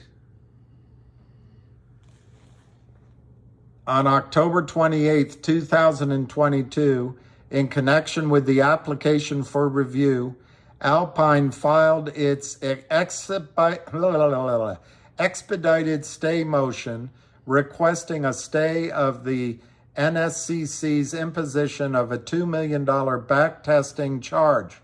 As noted above, NSCC does not impose backtesting charges under the approved rule change that Alpine challenges in its application for review in these proceedings. Rather, NSCC imposes backlisting charges under rule changes that the Commission approved in 2016. But NSCC assesses the backtesting charge based in part by reference to other charges that the NSCC imposes under approved rule changes that is the subject of Alpine's application. Alpine sought this is from the NSCC's response. Alpine sought an expedited stay because NSCC informed it that the charge would be effective November 1, 2022. NSCC informed Alpine that deficiencies it observed in September 2022, right when the stock started going up, caused Alpine to fall below its back testing target. And it attributed the deficiencies to Alpine's, quote, net short portfolios, with the top driver being a concentrated short position in GTIII, unquote. GTIII. So that's the document, and it said it's right there. When someone calls up, like Ham talked about on Twitter, there's a $1 billion fund that tries to squeeze shorts. You call them up and you say, there's a stock that has 300. Yeah, what's it do? Yeah, well, yeah. You show them this. Quote, net short portfolios with the top driver being a concentrated short position in GTIII, and they're in violation of their margin requirements, collateral requirements. And as Ham said on the call, the back office in the prime broker situations, haven't been involved in, but Ham said you can't trade your way out of it. When you have a retail account, if you have a margin call, you could get a buy-in notice. And if your margin call, if the equity in your account fell below 25%, that's a Fed call. You have to meet a Fed call. That's what I think this is equivalent to, is a Fed call. When you get a Fed call in one of your accounts, on a margin account, regardless of the stock action, the price action, you have to meet that Fed call. Now, obviously, when the price action moves, you get more time and there's some more cooperation. But a Fed call, they'll sell you out like that. And in this case, they'll buy you in. When you have a house call, the value, the amount of the house call can get bigger or smaller or disappear with price action. So on Monday, I might get a phone call, Bill, your account, whatever account, has a $100,000 margin call. We need the money in by 2:00 on Wednesday. So I have to get on the phone, I have to call and get the money in. It's a house call. But if between Monday and Wednesday, the stock doubles in price, the margin call disappears. They don't have to bring any money in.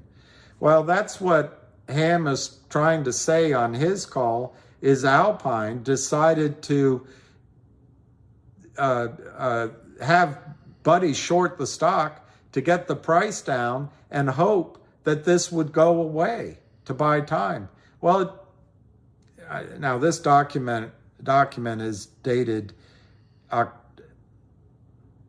November, I suppose, because it's quoting October 28th. I don't know when this document is dated. It's not shown on the document.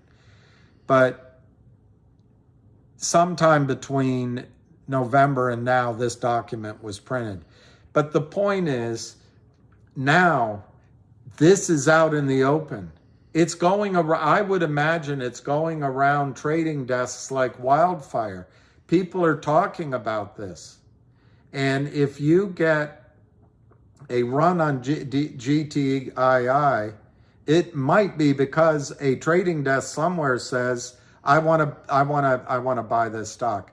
Buy me 1 million shares. Buy me 10 million shares. Buy me 20 million shares. All the way up to $10. And then it runs. It's right here in black and white.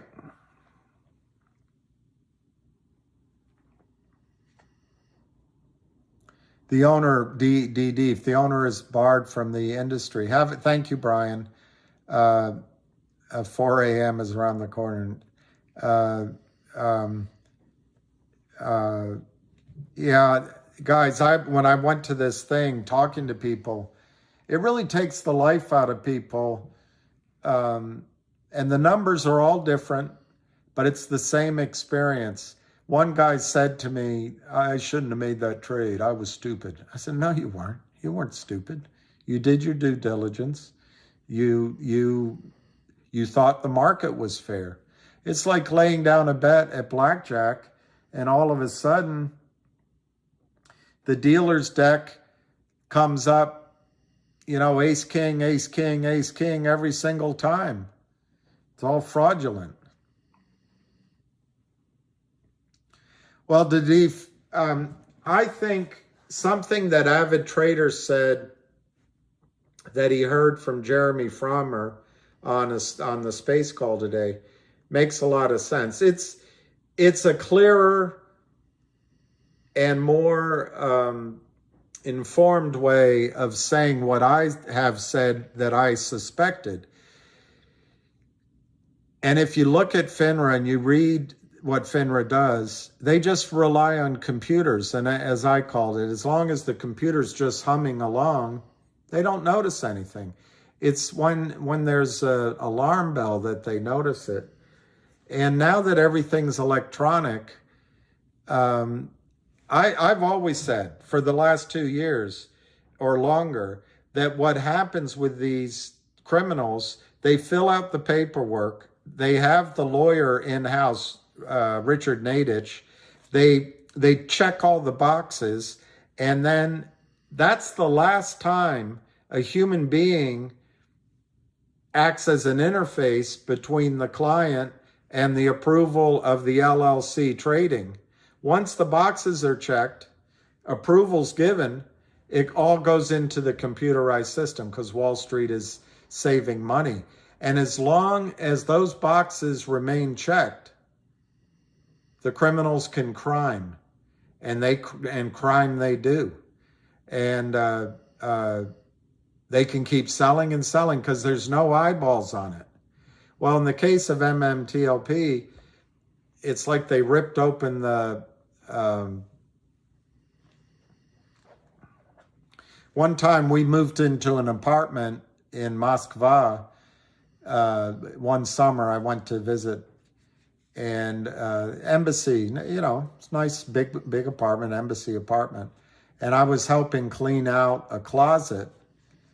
I don't remember. I was like 17, I guess, 18. No, 17, 16. But anyway, I was helping clear out a closet, the top shelves with a ladder, so that my stepmother could move some stuff up there. And there was an iron, an old iron. And I picked it up, and I jumped off the ladder. Out flowed cockroaches. They fell out everywhere. Oh, so awful. That's what it's like right now with MMTLP. They're opening up their books, and they can't believe what they're seeing. They can't believe the cockroaches, the rot, the crap that's in those accounts, because no human being was looking at it. It was all computerized with some check marks, the boxes checked, and everything was moving smoothly. But then all of a sudden they got caught out. And any person you talk to along the way wouldn't know the answer to tell you. And any person along the way wouldn't see that there's a problem until there's a problem in total. And until they try to pick up the iron and the bottom falls out and they see all the pestilence inside.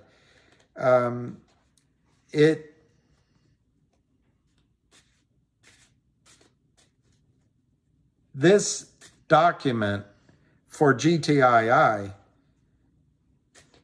this going around Wall Street is devastating to Alpine and devastating to Kurt Kramer. It's just devastating. I don't know, Johnny, if they'll combine soon. They just extended the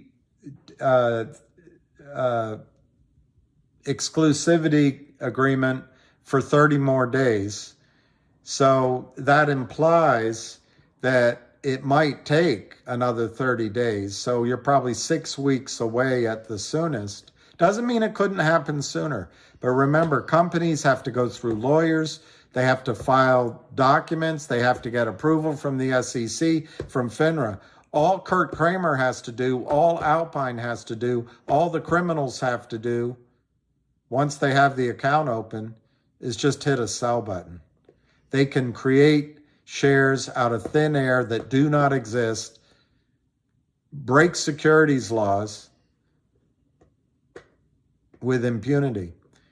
But the companies have to do it the right way. So I don't think you're going to get an acquisition within a week or 2 weeks. What you could get is clarity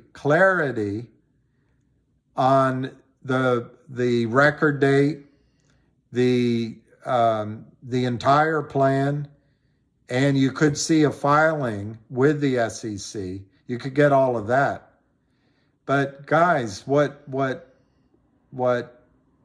GTII and CRTD are trying to do, and in the case of GTII, it's been 2 years. They tried to do it with a Picasso as an NFT, almost 2 years ago. Every step of the way, they have one goal, cause a run on the bank, cause the system to require delivery of the physical shares. Ask for all the real shares at one time. That's all it is. And so to have an acquisition by GTII of CRTD with the plan then to take the combined company and uplist it to the New York Stock Exchange, change the QSIP, change the name. That's what you were told, I know, about COSM. But the difference is you have Jerry Frommer as CEO saying that he is going to have as the requirement, and I don't know the mechanics of how to do it, as the requirement in order to qualify for the new co, you have to deliver real shares. That causes a run on the bank. That causes a short squeeze. And I know everyone will say, well, then FINRA will stop trading the way they did with MMTLP. No. Now, it's always possible for the government to do anything. They can shut down the entire economy for a year just so that Trump doesn't get elected again, and blame it on a flu-like virus that this can happen. I'm hypothetical. In a George Orwellian novel, the pigs could do that to the rest of the barnyard. But this situation is different than MMTLP because MMTLP went into a private company. This is going to be a public company. It is the same in the sense that Jeremy's going to make sure it's a requirement for a reckoning with physical shares. That's true. But the new co will still be trading. But this is how you get a squeeze. This is how you get a squeeze.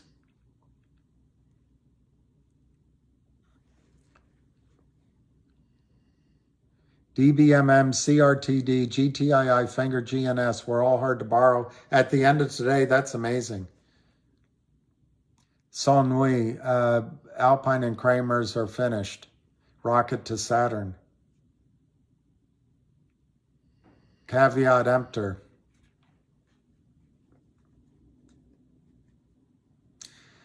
Well, Kip,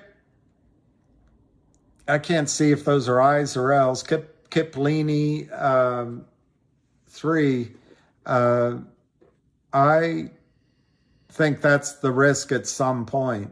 In my opinion, the first one or two of these squeezes will happen, and by an act of Congress, they'll shut the markets, and then they'll clean up all the markets, and they'll change all the rules. I don't know how many squeezes it'll take, but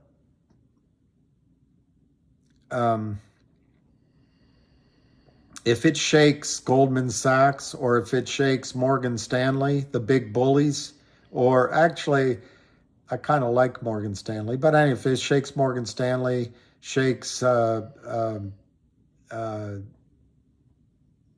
Ken Griffin, they'll go crying to mommy and ask Congress to bail them out. Then you'll see changes, and you'll see perhaps circuit breakers or some sort of mechanisms that I can't think of to stop short squeezes, because they'll blame you for playing with meme stocks, while Wall Street, who is criming, who is counterfeiting, they'll protect. Why? I don't know. Partly it's language, and I don't know. You hear me doing it all the time, Howard. When I say naked short, I say it to professionals. Oh, they naked short.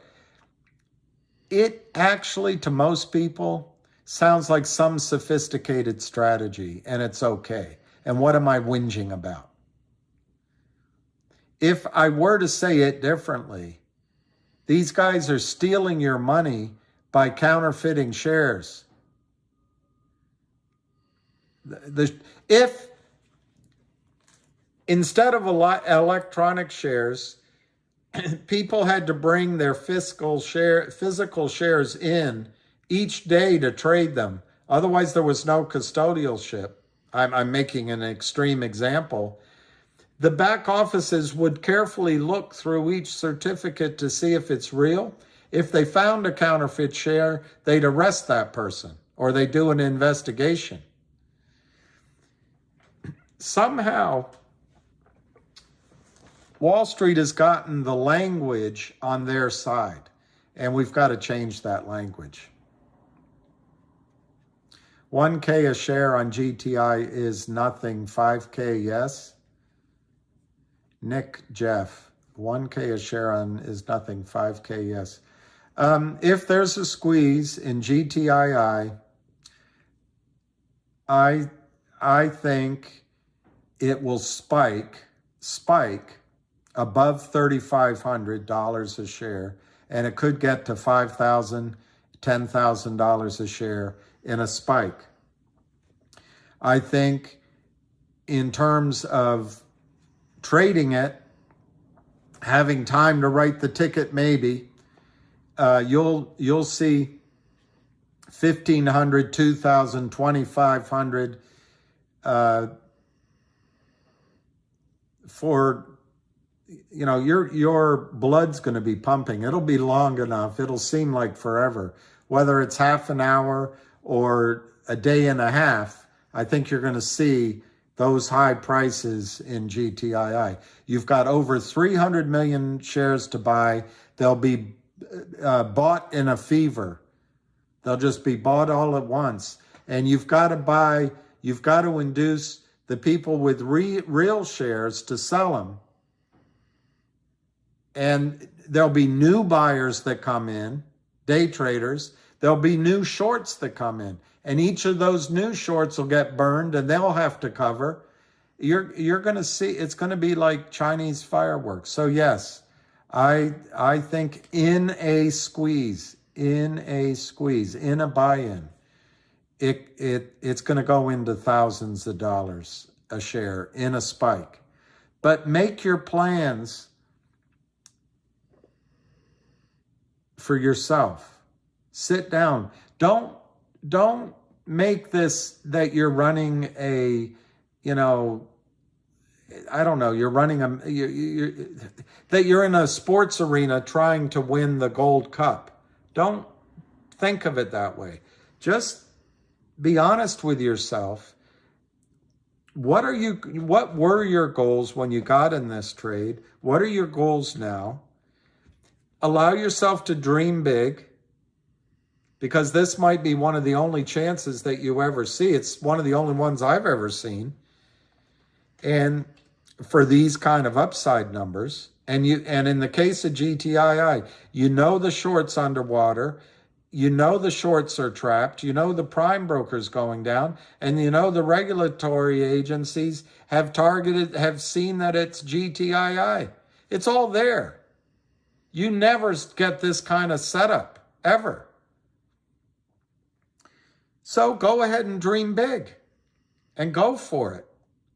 But try to take some of that money off at levels that you won't be too mad at yourself if it keeps going. Don't go broke on this trade.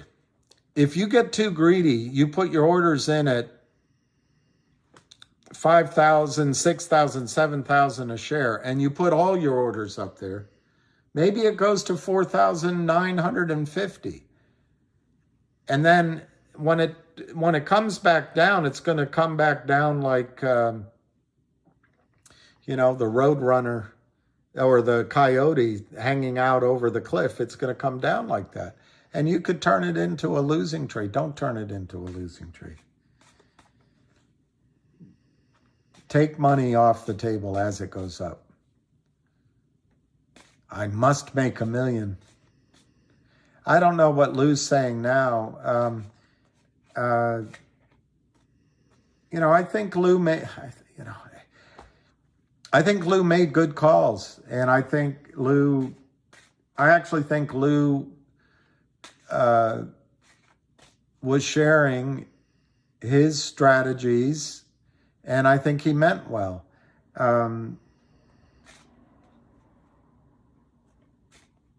I think people respond to situations differently, and you never know until the heat of the matter. I was thinking about it today. If somebody came to me and offered a lot of money, so I would tell people that I wasn't hearing from, and I don't know if this happened with him. I was just thinking of hypothetically with me. Came and offered me millions of dollars to, if Alpine is going to lose 100 billion, they're all going to get wiped out. If they offered me $50 million to lie to you, would I take it? And I was walking lucky thinking about it. And the weird thing is, I wouldn't do it. There's no amount of money that I would do it. And I was just thinking, that's weird, because that's a lot of money. Like Ape, the guy, Aaron, made how much money for himself, and he's set for life. That's what got me thinking about it, because I listened to the space call with some of you, and then I was walking my dog. And I just wouldn't do it. If somebody came in with a check for $100 million, told me to come on here and tell you that GTII, we can get out of it and let's move over into this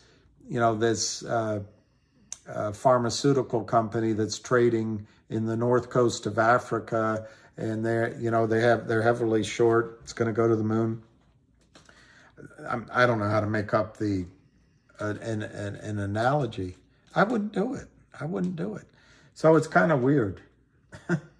I don't know what motivates I don't know what motivates people, and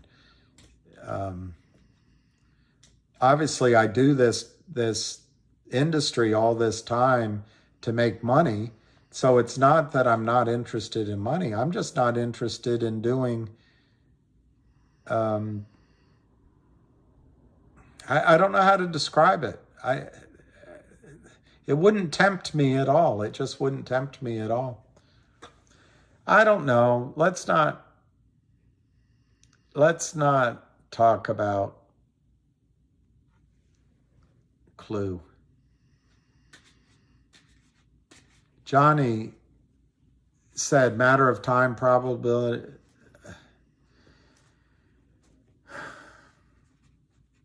There are no guarantees on this squeeze. If CRTD goes first, or if MMTLP, guys, if MMTLP opens the eyes of Morgan Stanley, Goldman Sachs, DTCC, and it costs the street $1 trillion, and all of these people realize the problem is reg show, and it realizes that they have corrupt hedge funds and corrupt lawyers and corrupt market makers and corrupt prime brokers. Even if they realize that a lot of their revenue is coming from this, but if they see it as a threat to the entire existence of Wall Street, it could happen as soon as MMTLP. They settle it up for $1 trillion. And they could call an emergency session with I don't know who would do it, if it would be Biden or whoever's behind Biden, Susan Rice, or it would be the Fed. I don't know. But they could just say, we're stopping trading. This problem is everywhere, and we're going to fix it. Or they say, we're going to let it go, and we're going to start slowly going through each of these positions. But guys, every stock under $5 and under 350 million on the over-the-counter is shorted, and these aggressive people, awful people, are trying to take money out of the market. Money's not loose anymore. Interest rates are up. Brokers are under massive stress. Hedge funds are under massive stress. Losses are everywhere. So there is always a potential. They'll shut down all the markets. But I would give that a very low odds right now, very low odds. 1%, 2% odds of that. So you're asking me to promise to you that the squeeze in GTII is going to happen with an 80% certainty. I just can't do that. I believe, just to repeat myself, you have an idiot, arrogant, cocky, short, Kurt Kramer, who had an opportunity to take the error when Reichman bought back Kurt Kramer's toxic note. And at that time, it might have cost Kurt Kramer a few millions. But he had all these other companies that he was destroying. He could have just covered it. But in his arrogance and in his self-certainty, he kept selling. And from 2 years ago, 40 or 50 million shares counterfeit, we're now at 325 million shares counterfeit. The problem is massive for GTII. And so, 1, you've got a trapped short in GTII. 2, Kurt Kramer sold it from pennies up. As the stock, he sold it down in under 5 cents and under 10 cents, and he sold millions of shares down there. As it went up, he sold more and down, up, drove it back down, but he's always selling it at low prices. So he is underwater. He is and has been underwater for 2 years on this trade. It's not profitable for him. He's losing money. Okay, that's 2. And that's unique. 3, we now know that Alpine prime broker, we knew who the prime broker was, so that's 3. 4, we now know that the prime broker can't pay their violations. They can't meet their margin calls.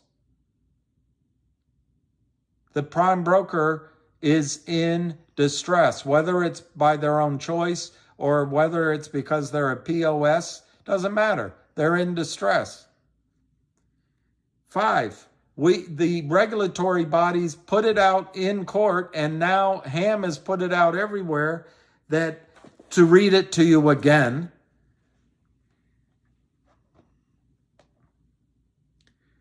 net short portfolios with the top driver being a concentrated short position in GTII.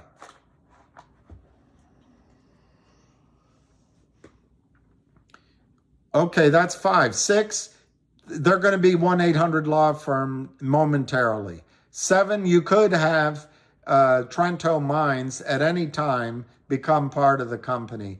8, Jeremy Frommer is going to become CEO after GTII buys CRTD. I don't know. There might be 10 and 11, but there are very few situations in your lifetime where it's all laid out there on the platter.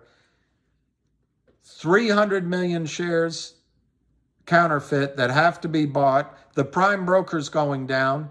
The one short seller is trapped and is probably going to prison. And the company is doing everything. They're not selling out to Wall Street. They're doing everything to call this out and make the short squeeze happen.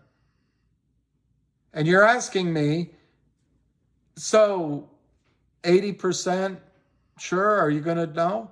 I cannot promise this squeeze is definitely going to happen. I just can't say that. But I can tell you, out of the thousands and thousands of stock that are shorted, criminally shorted, this is the only one. GTII is the only one in the 23 years that Ham Short Killer has been fighting this. It's the only one I've ever heard of where the shorts continue to sell naked, criminal, counterfeit shares as they lose money every single time. They lose money as every single time. Their only exit in their mind is to drive the stock to pennies so it becomes a zombie company or it goes bankrupt and they don't have to cover. They haven't covered a thing.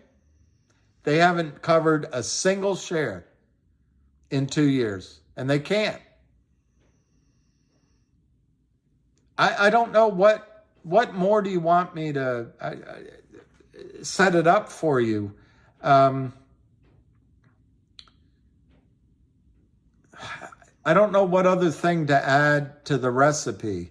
Maybe I could call Steve Cohen myself. I don't have his number. I've never spoken to him.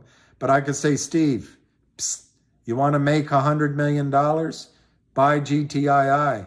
And then I said, Steve, before you start buying, call me. I've got some people I want to let know that it's a sure thing. I can't tell you it's a sure thing. I can't do it. But I would say 60 to 80 to 90% odds. Yeah. I would say time's up. Yeah. I would say it's almost over. Yep. I would say the writing's on the wall. Yep. I would say you have a dead duck short and a dead duck prime broker, and I would say Wall Street has to clean this problem up. So am I willing to see it in a risk-reward basis as almost a certainty? Yes, I am. But if you want me to promise it to you, I just can't promise it to you. I just can't. Can't do it.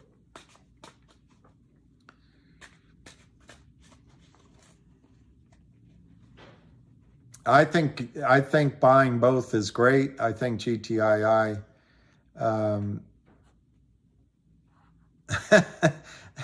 That's amazing. That's an amazing idea. Who's that? Barry Crouch. If it collapses, the tax revenue. That's interesting. Thank you, Simon. I feel like an idiot talking to myself. Talking to myself, 'cause nobody's home. So Sam is in crap. So you're telling me you have a chance. You can't explain GTII and all the plays any better. All right. I feel like I'm going in circles and circles and circles. Roscoe, I think that's great. Look, the other plays, there's so many of them now. And by the way, CEOs mostly are pretty smart people.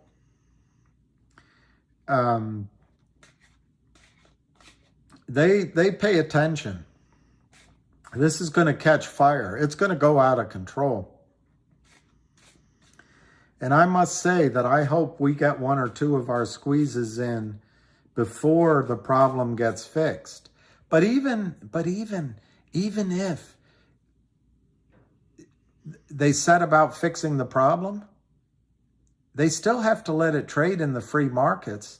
There's nobody with a checkbook big enough to just fix all of these situations. So it's going to be managed destruction from here on out. Oh, wow. Nick, I hope that happens. I really do. I really do hope that happens. And not only do I think it's wonderful that you love your mother so dearly, I think it's a blessing that you have that relationship. You know, she's lucky, you're lucky, both. All right, X-Pulse Sarnix, GTII. You're not the only one. There's a song like that. You're not the only one. Oh, does anyone care to bail out Alpine? That's a good question.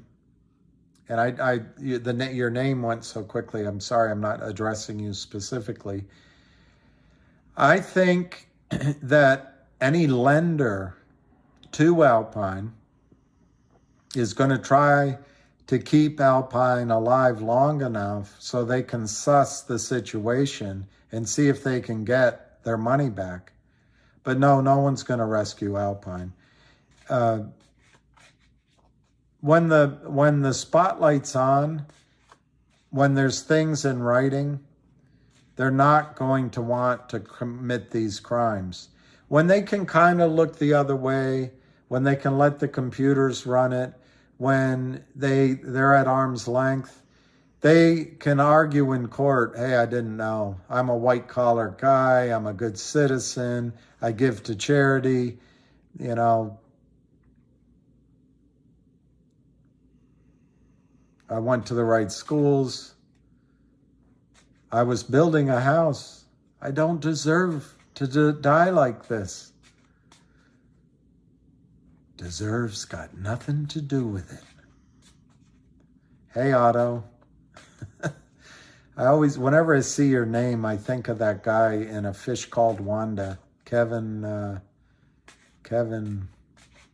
somebody. Would I want to go live with Al in Boston? Oh, go live. No, my first answer was no. But would I go live? Sure, I'll go live. Kevin, not Bacon. Kevin, he's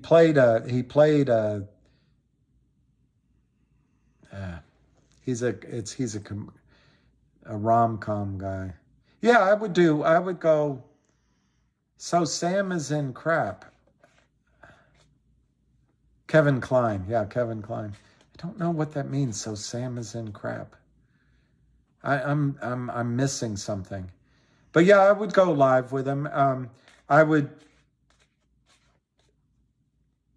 hope he would know how he wants to direct the conversation. But yeah, I'd be glad to. Holy Spirit, activate. Spamming.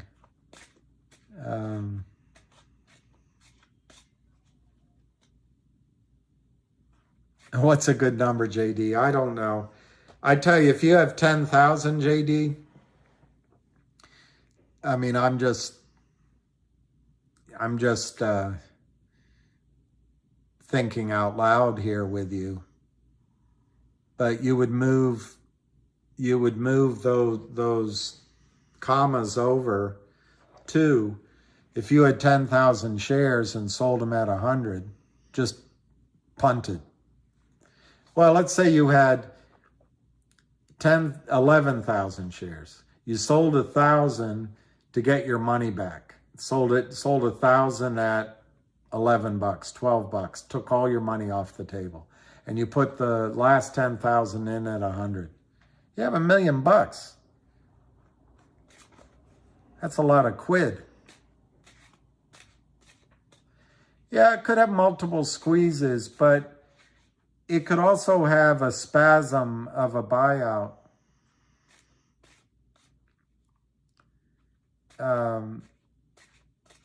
TT, I'm not going to read that out because it's fraught with two problems. One, I don't understand it. And two, it mentions something that maybe would be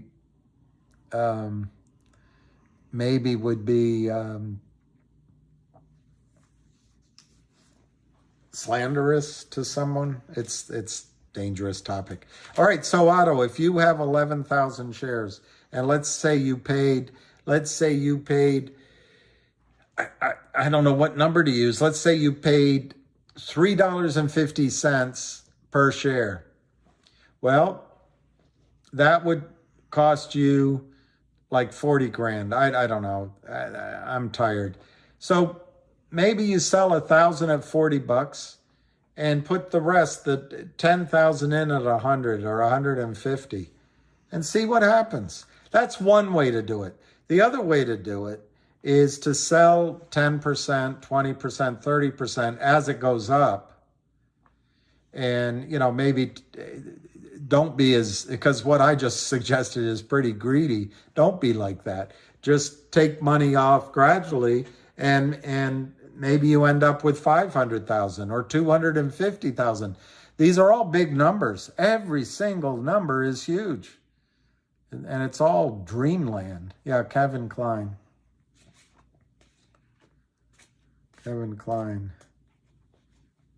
Jamie Lee Curtis, and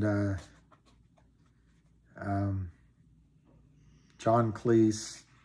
And it wasn't Eric Idle. It was one of the other Monty Python people.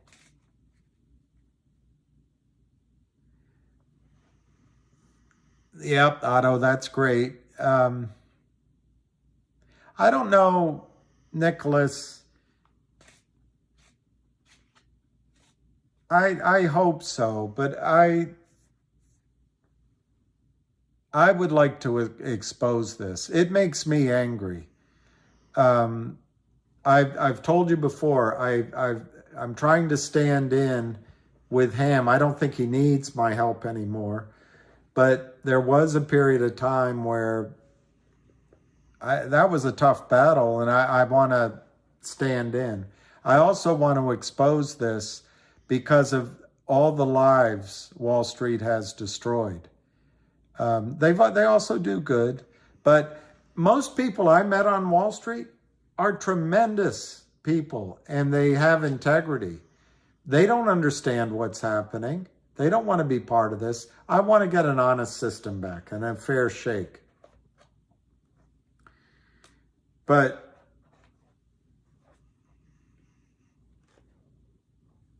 I have a complicated I don't understand those things that you suggest. My point is, I think I have a responsibility on this planet to live, and I've made mistakes, but to live as good a life as I can. I'm sure that I've disappointed God, because I haven't used many of the things and the opportunities and the talents to the fullest that he gave me. But as C.S. Lewis, I think it was C.S. Lewis that said it, you can't do anything about yesterday. You can only do things about today and how you finish your life. But my point to you is, I'm not doing this expecting God to give me a reward. I'm not doing it expecting a reward. If I make money on what I've put up, great. I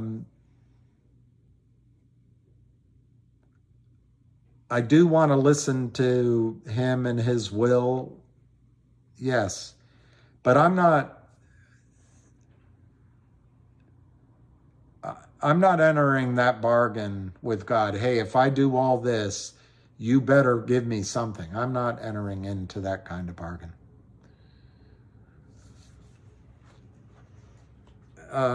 Matt 2 Cord.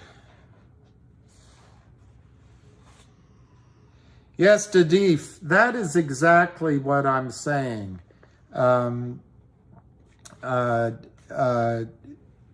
GTII has been fighting this, and it's not easy. Ham has been fighting this. For me personally, I know he's been fighting, I think 5 years that I've know of, maybe 6. I don't know. My sense of time is all out of whack. But it's been years that I've seen him fight. But he's been doing it almost 25 years. He's never seen a better setup in GTII. But everything he's learned, everything he put money towards finding out how to do it and hiring lawyers. And he's taught other people. I don't want to exaggerate it because I wasn't there, but as far as I know, he taught Wes Christian. He may have even taught Pat Burns, at least something. So GTII is acting on years of experience and knowledge and the integrity and the fight that Ham's giving to GTII. It's not just Ham. There's a group of a dozen guys that the GTII Army, that are all fighting so hard and doing so much. They're on Twitter. You'll see them. And then there's investors. There's guys like Tommy Wang, who has organized more than one acquisition and has given it his all to help GTII. There's people working within GTII that are working in the shadows. But my gosh, they're giving it all they can give. And they have one goal: squash the short. They all have one goal. It's not like Adam Aaron where you can't figure out what he's really doing. It's not like the Greek CEO of COSM who's doing the 3-card money and moving money around and making sure that he takes advantage of this one chance that his piece of shit company can get $30 or $40 million out of the market.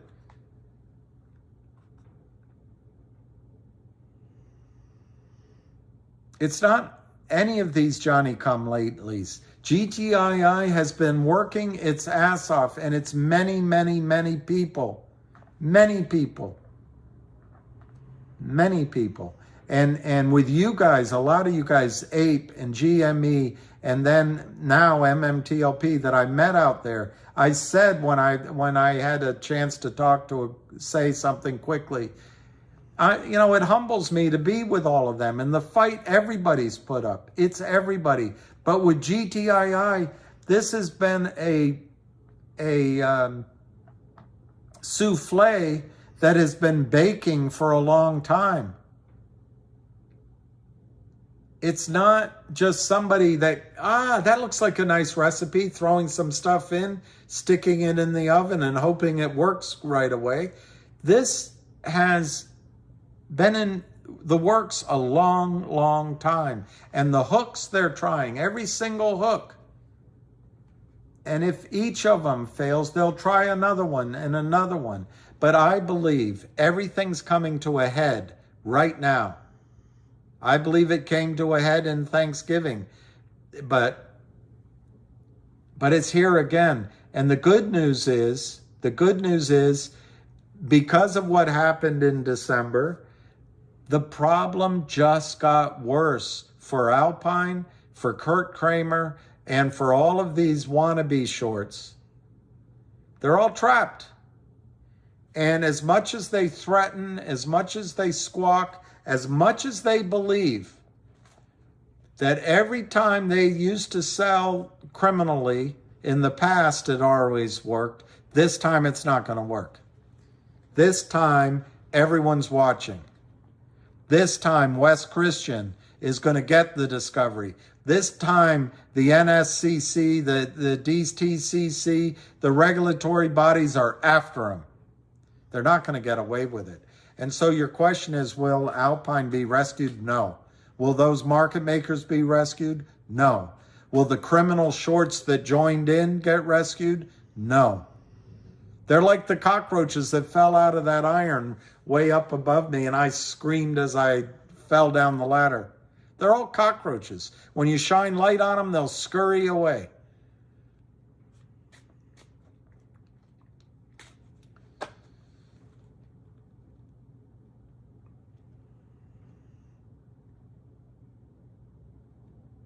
Adam Aaron, no soporto estos hidros de la cebola. I wish I could speak Spanish. You can call me Doc Gooden. Just don't call me late for dinner. If they close down the markets, it won't be with...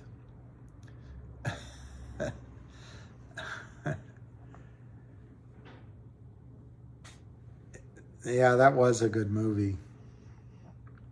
If we're talking about the same one, it was a good movie. No question. Look, just stay alive. Keep your capital alive.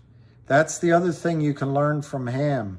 He would never agree with what I said to you, by the way, Otto. He would never say, try to go for that big number. That is not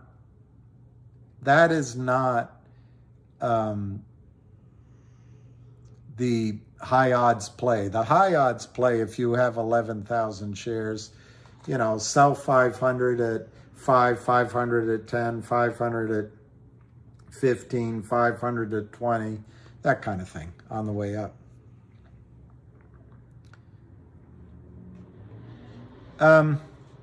Susan, I agree with Susan. The hedge funds hold the debt, but also I think he's dreaming of being the head of a large company, and they're selling him on this what they call it, exhibition industry. It's a movie theater.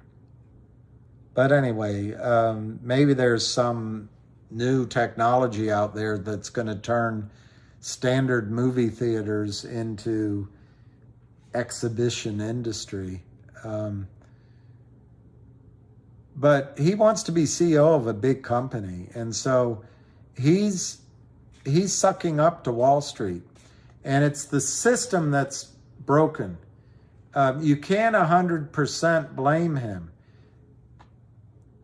Wall Street is offering him money. The way Wall Street is getting that money is illegal. They're shorting, criminally shorting his stock and manipulating it. But there's so many different characters and layers of confusion that when a judge looks at it, the judge is going to go, oh, they can't be all doing that. Oh, come on. Lawyers are going to say, oh, that's too speculative. Let's just look at the facts. And they're going to buy time, and they can fix the problem. They can buy a judge, buy a politician. In the case of Ken Griffin, they may be able to buy the entire state of Florida or New York City. The corruption is massive, and it's going to have to take a different language of describing the problem and a different way of helping people visualize the problem, because it's not easily visual. If you saw, little children in Africa starving on a podcast like this, and I was telling you that it was Goldman Sachs doing it, you'd be mad at Goldman Sachs. I made that example up. And I don't think Goldman Sachs would do that, by the way. But in this case, I've got to explain to you that it's the whole mechanism of the system. It's the whole way that everything is skewed. There's no buying in these stocks. And then they're selling. There's only criminals. Anyway, I've gone through it so many times, but it's so complicated. And you, in your heart, you're going, no one would do that. That doesn't sound right. And you can't believe that anyone would be that cruel. Regal Theaters, good idea. Yeah, Nick, the DBMM CEO, I think every now and then her name pops into my head. Linda Tierney, anyway, yeah, I think what I saw in the filing she filed was the courage to state to the court clearly exactly what Kurt Kramer was doing. Other companies like, I've read, I won't mention them, I've read what they file, and to me, it's not calling a heart a heart.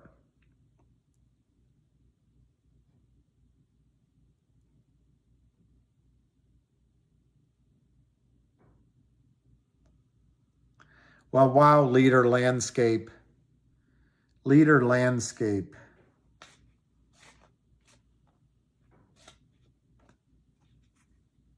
I don't know if I should say this on a call, but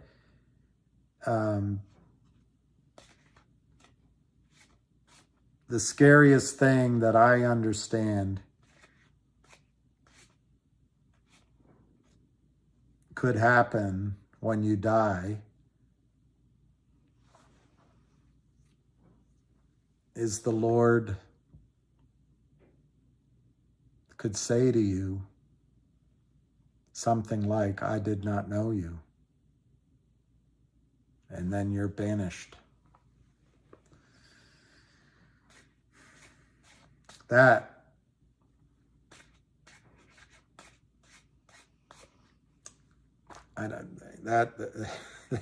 frightens me. I like what Denzel Washington says. Hey, he's the best actor, but I love what he said in an interview. He said, "I don't care if I'm first. I don't care if I'm second or last or in the middle. I just want to be in that number when the Saints go marching in." It's good enough for me. It's stuff we don't understand, though. We can't understand. Oh, Lordy.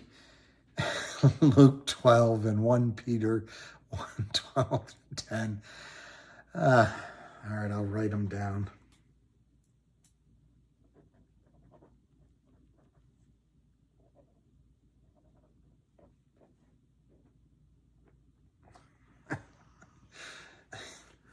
You guys amaze me.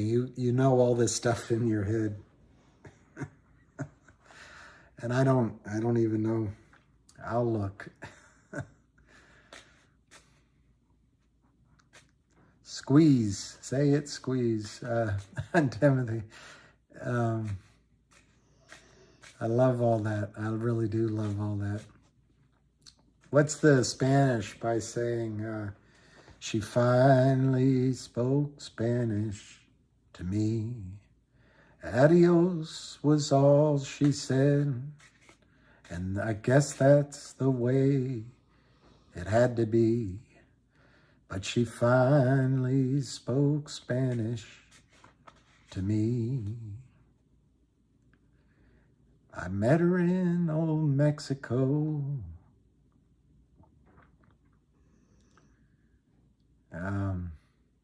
Met her in old Mexico. Dun, dun, dun, dun, dun. I'll read them. Try to pronounce it.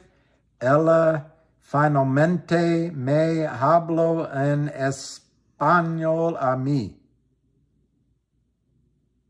Ella finalmente. Excelente. They have stopped today. But they were going. I'm not going to read them to you. Not going to read them to you. But they did stop. Just say to the mamcitas, mi nombre es William y tengo mucho dinero. I know the last part of that.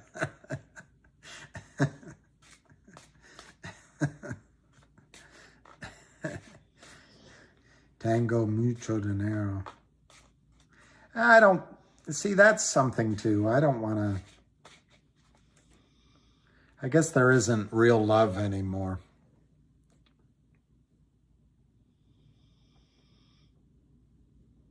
I know, but how do you define sin?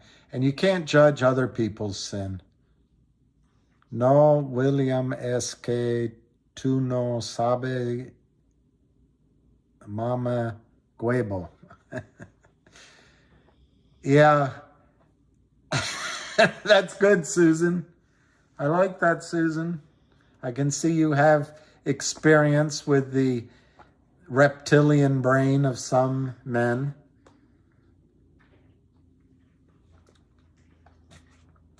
Oh, hang on. What did you say?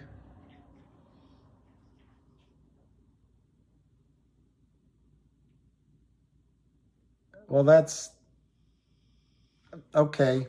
That's fair enough.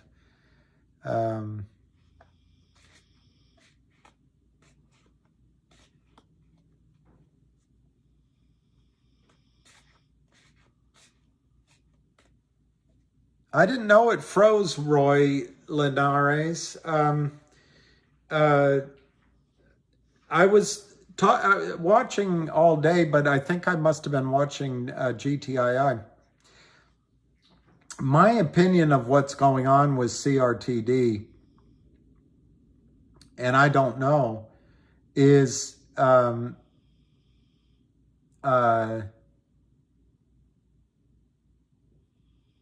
Yeah, see, that's it, Joe 99. Which one is next? We'll see. But you got to be careful. There's going to be a lot of charlatans out there after your money. And I'm not, if I had a really good idea, I'll tell it to you. But you got to be careful. Trading, even with big zeros, you can lose it all. So if you make a big hit, part of me says, cash in my chips.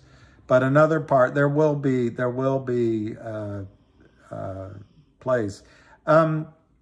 What was I asking? Oh, CRTD, why did it freeze? I think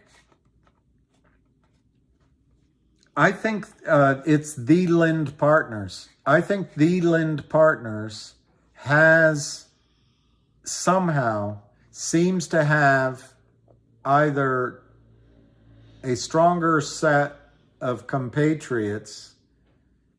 They might still have credibility with whomever their prime broker is. But for some, or they might have a better system set up. But for some reason, the Lind Partners has been on more than one stock, has been able to continue to crush those stocks, even when it makes absolutely no sense at all. And I think in the case of CRTD, that's part of the reason. The other part is, I think, the courage of Jeremy. And I told him when I met him, I shook his hand, and he really put his heart into the last 2 days at that, on Capitol Hill.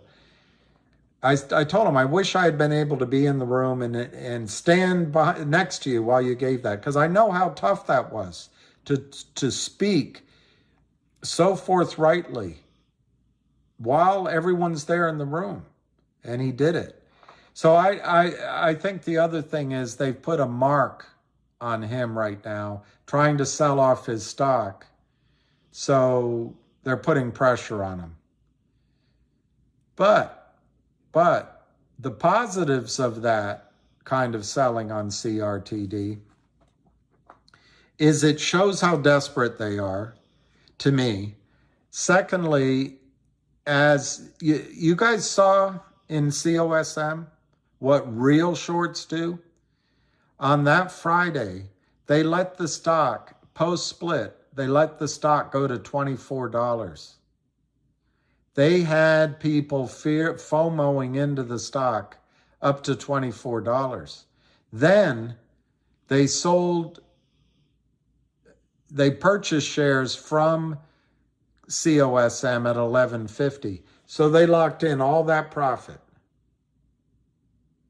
What did they let it do? They let the stock price go up and they sold at the highs. What CRTD is doing right now, the Lind Partners and whoever else is trapped, they're doing the same thing as the Kramers. They're selling it at low prices. They're not letting CRTD go up. So to me, the fact that CRTD has been being capped, being pressured, as you put it, frozen, is a sign of weakness and a sign of desperation.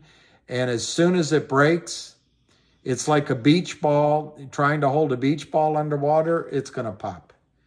And I showed everyone why I think GTII is going to break out based on the chart.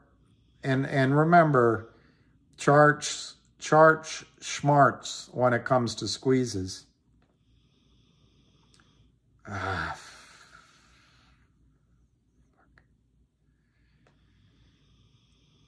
But here's the CRTD chart. This is not a bad chart, but it shows me a couple of things. The shorts do not want this to go above 81.90 cents. They just don't want it.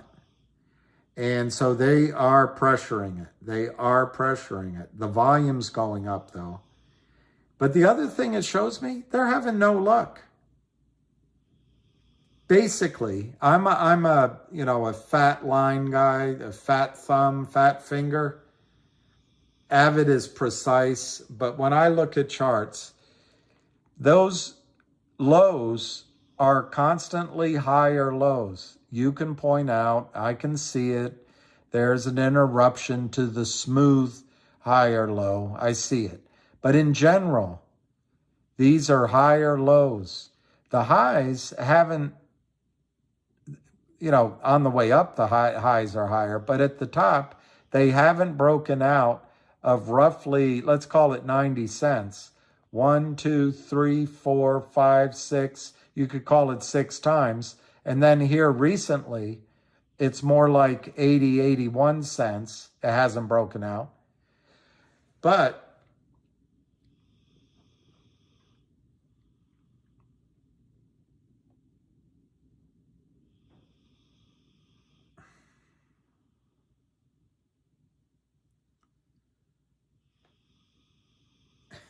when you use a chart like this for it, I think it's a much better defined chart. And this is just consolidation. The Lind partners had this stock nearly crushed and extinguished. And then Jeremy met whale investors. He met him and he went into action, and look how high it rallied. Well, that rally pulled back. I think that's a positive because it's building up energy for the next move. Anyway, that's also a little bit of a pennant, and so it's going to break out at one point. I'm not, it's so small, I can't tell you what the breakout is, but I think it's soon. And I think it's around 81 cents, but I could be wrong on that. But it breaks out. It easily goes to 170, 180, in my judgment. Okay, let me just show you. There's 2 ways to look at that. If it breaks out, it could come into this resistance. All this crap here is resistance. Or you look at the declining line. It's hard for me to do it here in reverse, but there's a declining line. You could see that as breaking out, and all this resistance is already taken care of. That's how I'm reading it. I don't think there's much resistance here after it breaks out of 81 to 90, $1. You could argue that at 170, 180, you'll have a few, 1, 2, 3 a week pause. But personally, I think it's all over. It breaks out. Now, this stock, before it got into the clutches of this last bit of trouble, as a short-term normal target, it was almost $20 a share, 15 or 20. See, I can't read those numbers. I don't think you can either. But it's somewhere in the 15 to 20 range. So CRTD has a lot of upside, and that's why they're keeping the pressure on it. They can't believe that he was able. That's what the criminals at the Lind Partners did. That's what the criminals at the Lind Partners did. They drove it down like that. And you don't think that Jeremy's a little bit upset about that? He's going to fight back. Now, when Adam Aaron looks at something like that, he said, hey, I'm almost lost my company. Let's make a deal,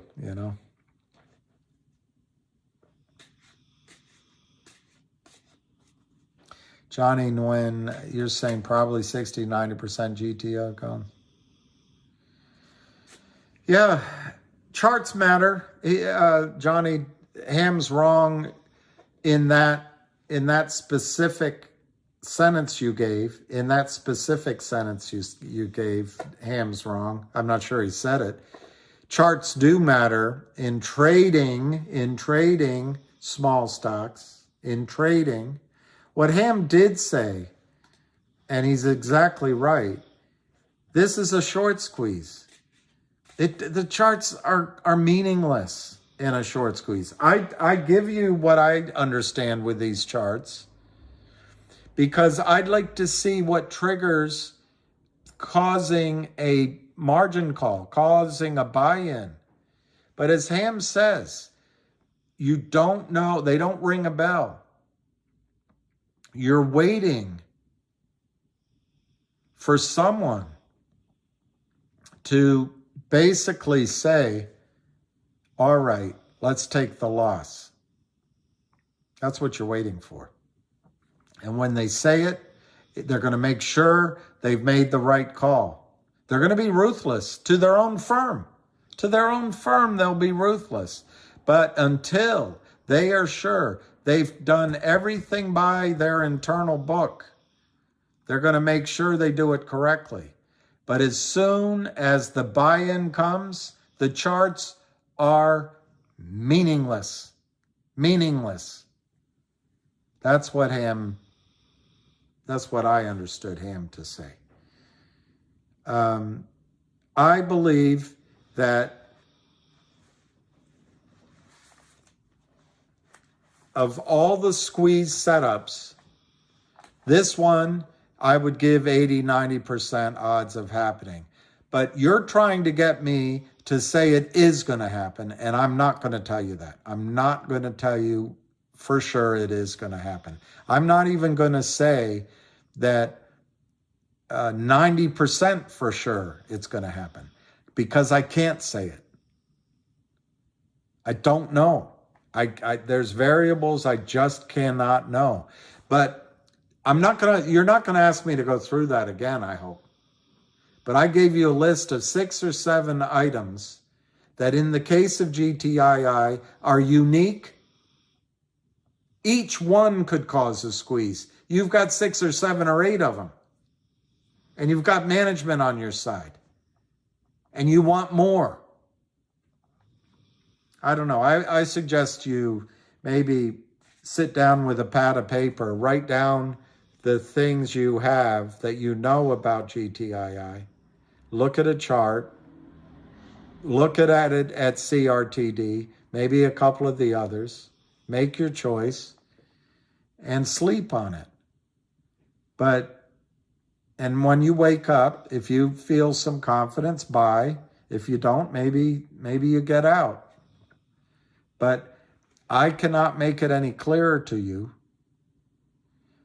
that for a short squeeze play, Ham has said, and when you look at his data points, at least I agree, this is the best setup for a short squeeze ever.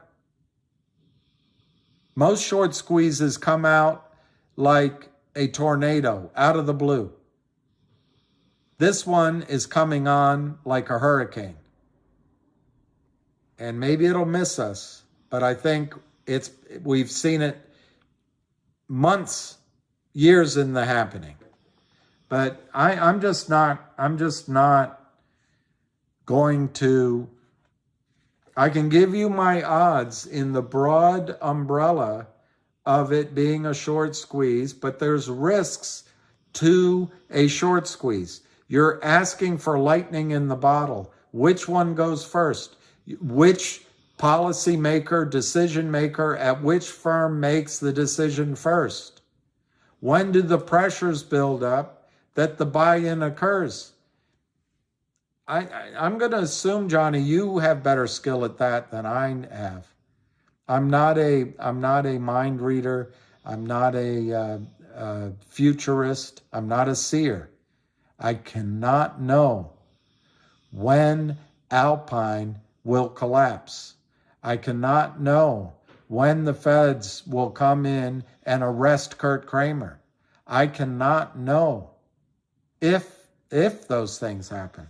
I cannot know what point does Alpine have to do it goes into some sort of managed existence.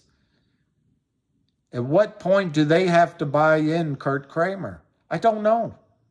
When do the shorts who are helping short the stock, the day traders, criminal shorts, when do they cover? I don't know. When does what?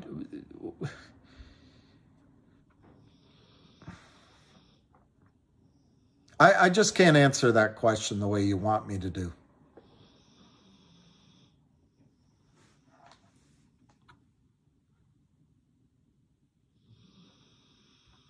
Well, all right, maybe not, David, but maybe he's not asking for a promise, so that could be.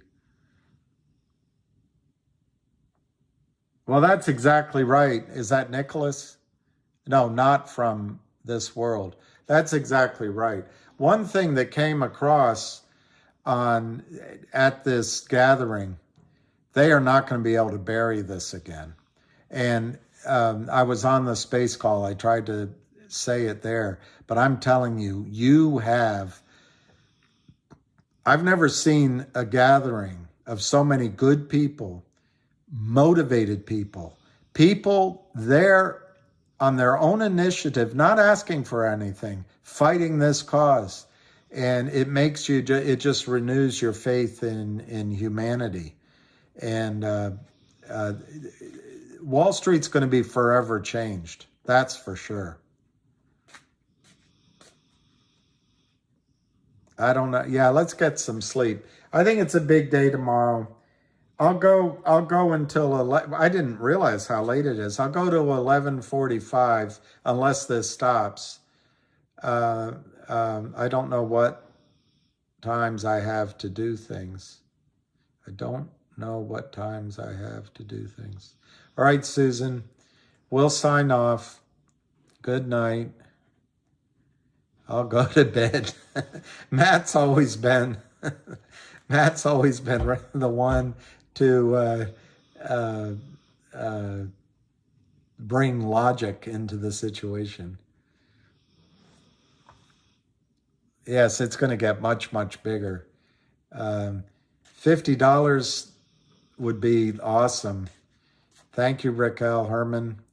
CRTD and MMTLP. What Ham said on the call today, I think I wrote it down, was really encouraging about MMTLP.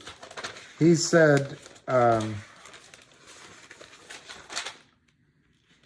lawyers are meeting in New York. Remember I said that they got to all meet. He said it's moving as fast as they can. They are going to settle it up. That's what Ham said. They have no choice. And they have to fix it. And he said political people are involved. He also said that, I didn't write it down, but I remember he said that FINRA made a mistake and they have to fix it. They have no choice. Oh, Johnny, that's right. February 8th. That's right. I don't know if they'll cover then, but they have to make a decision then about whether they accept Finger's money back. I think it'll be a good day tomorrow. And by the way, you guys, since it's so late tonight, I may not come on at 9:30.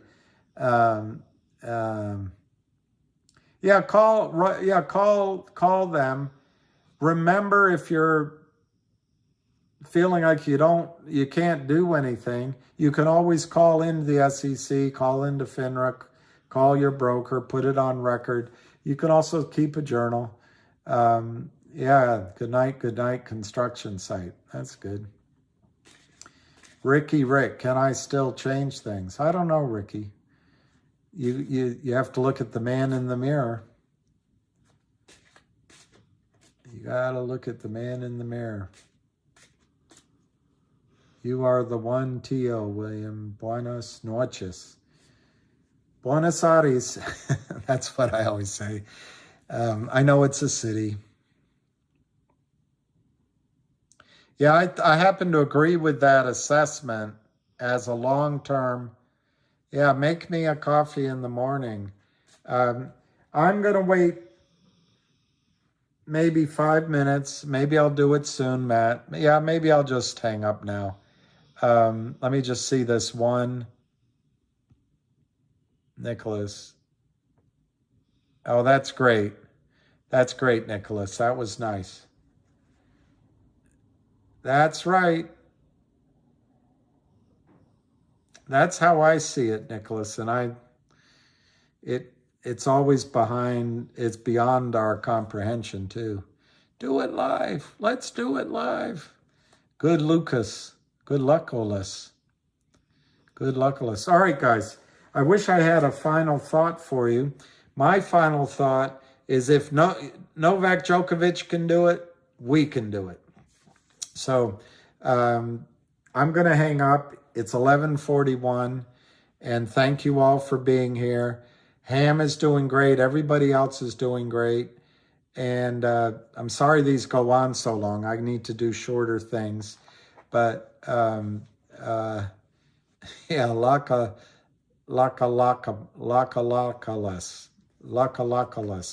All right.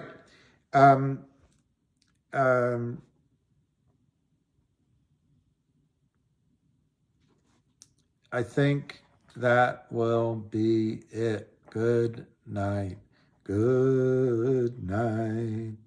Sleep time. And now, all right. I'm going to, God bless. See you in a bit. All right. Thumbs up to all of y'all, all y'all. And hey, not from this world. And Cindy Lou Who and Susan and everybody. We'll say see you in the AM. Peace, love, and happy.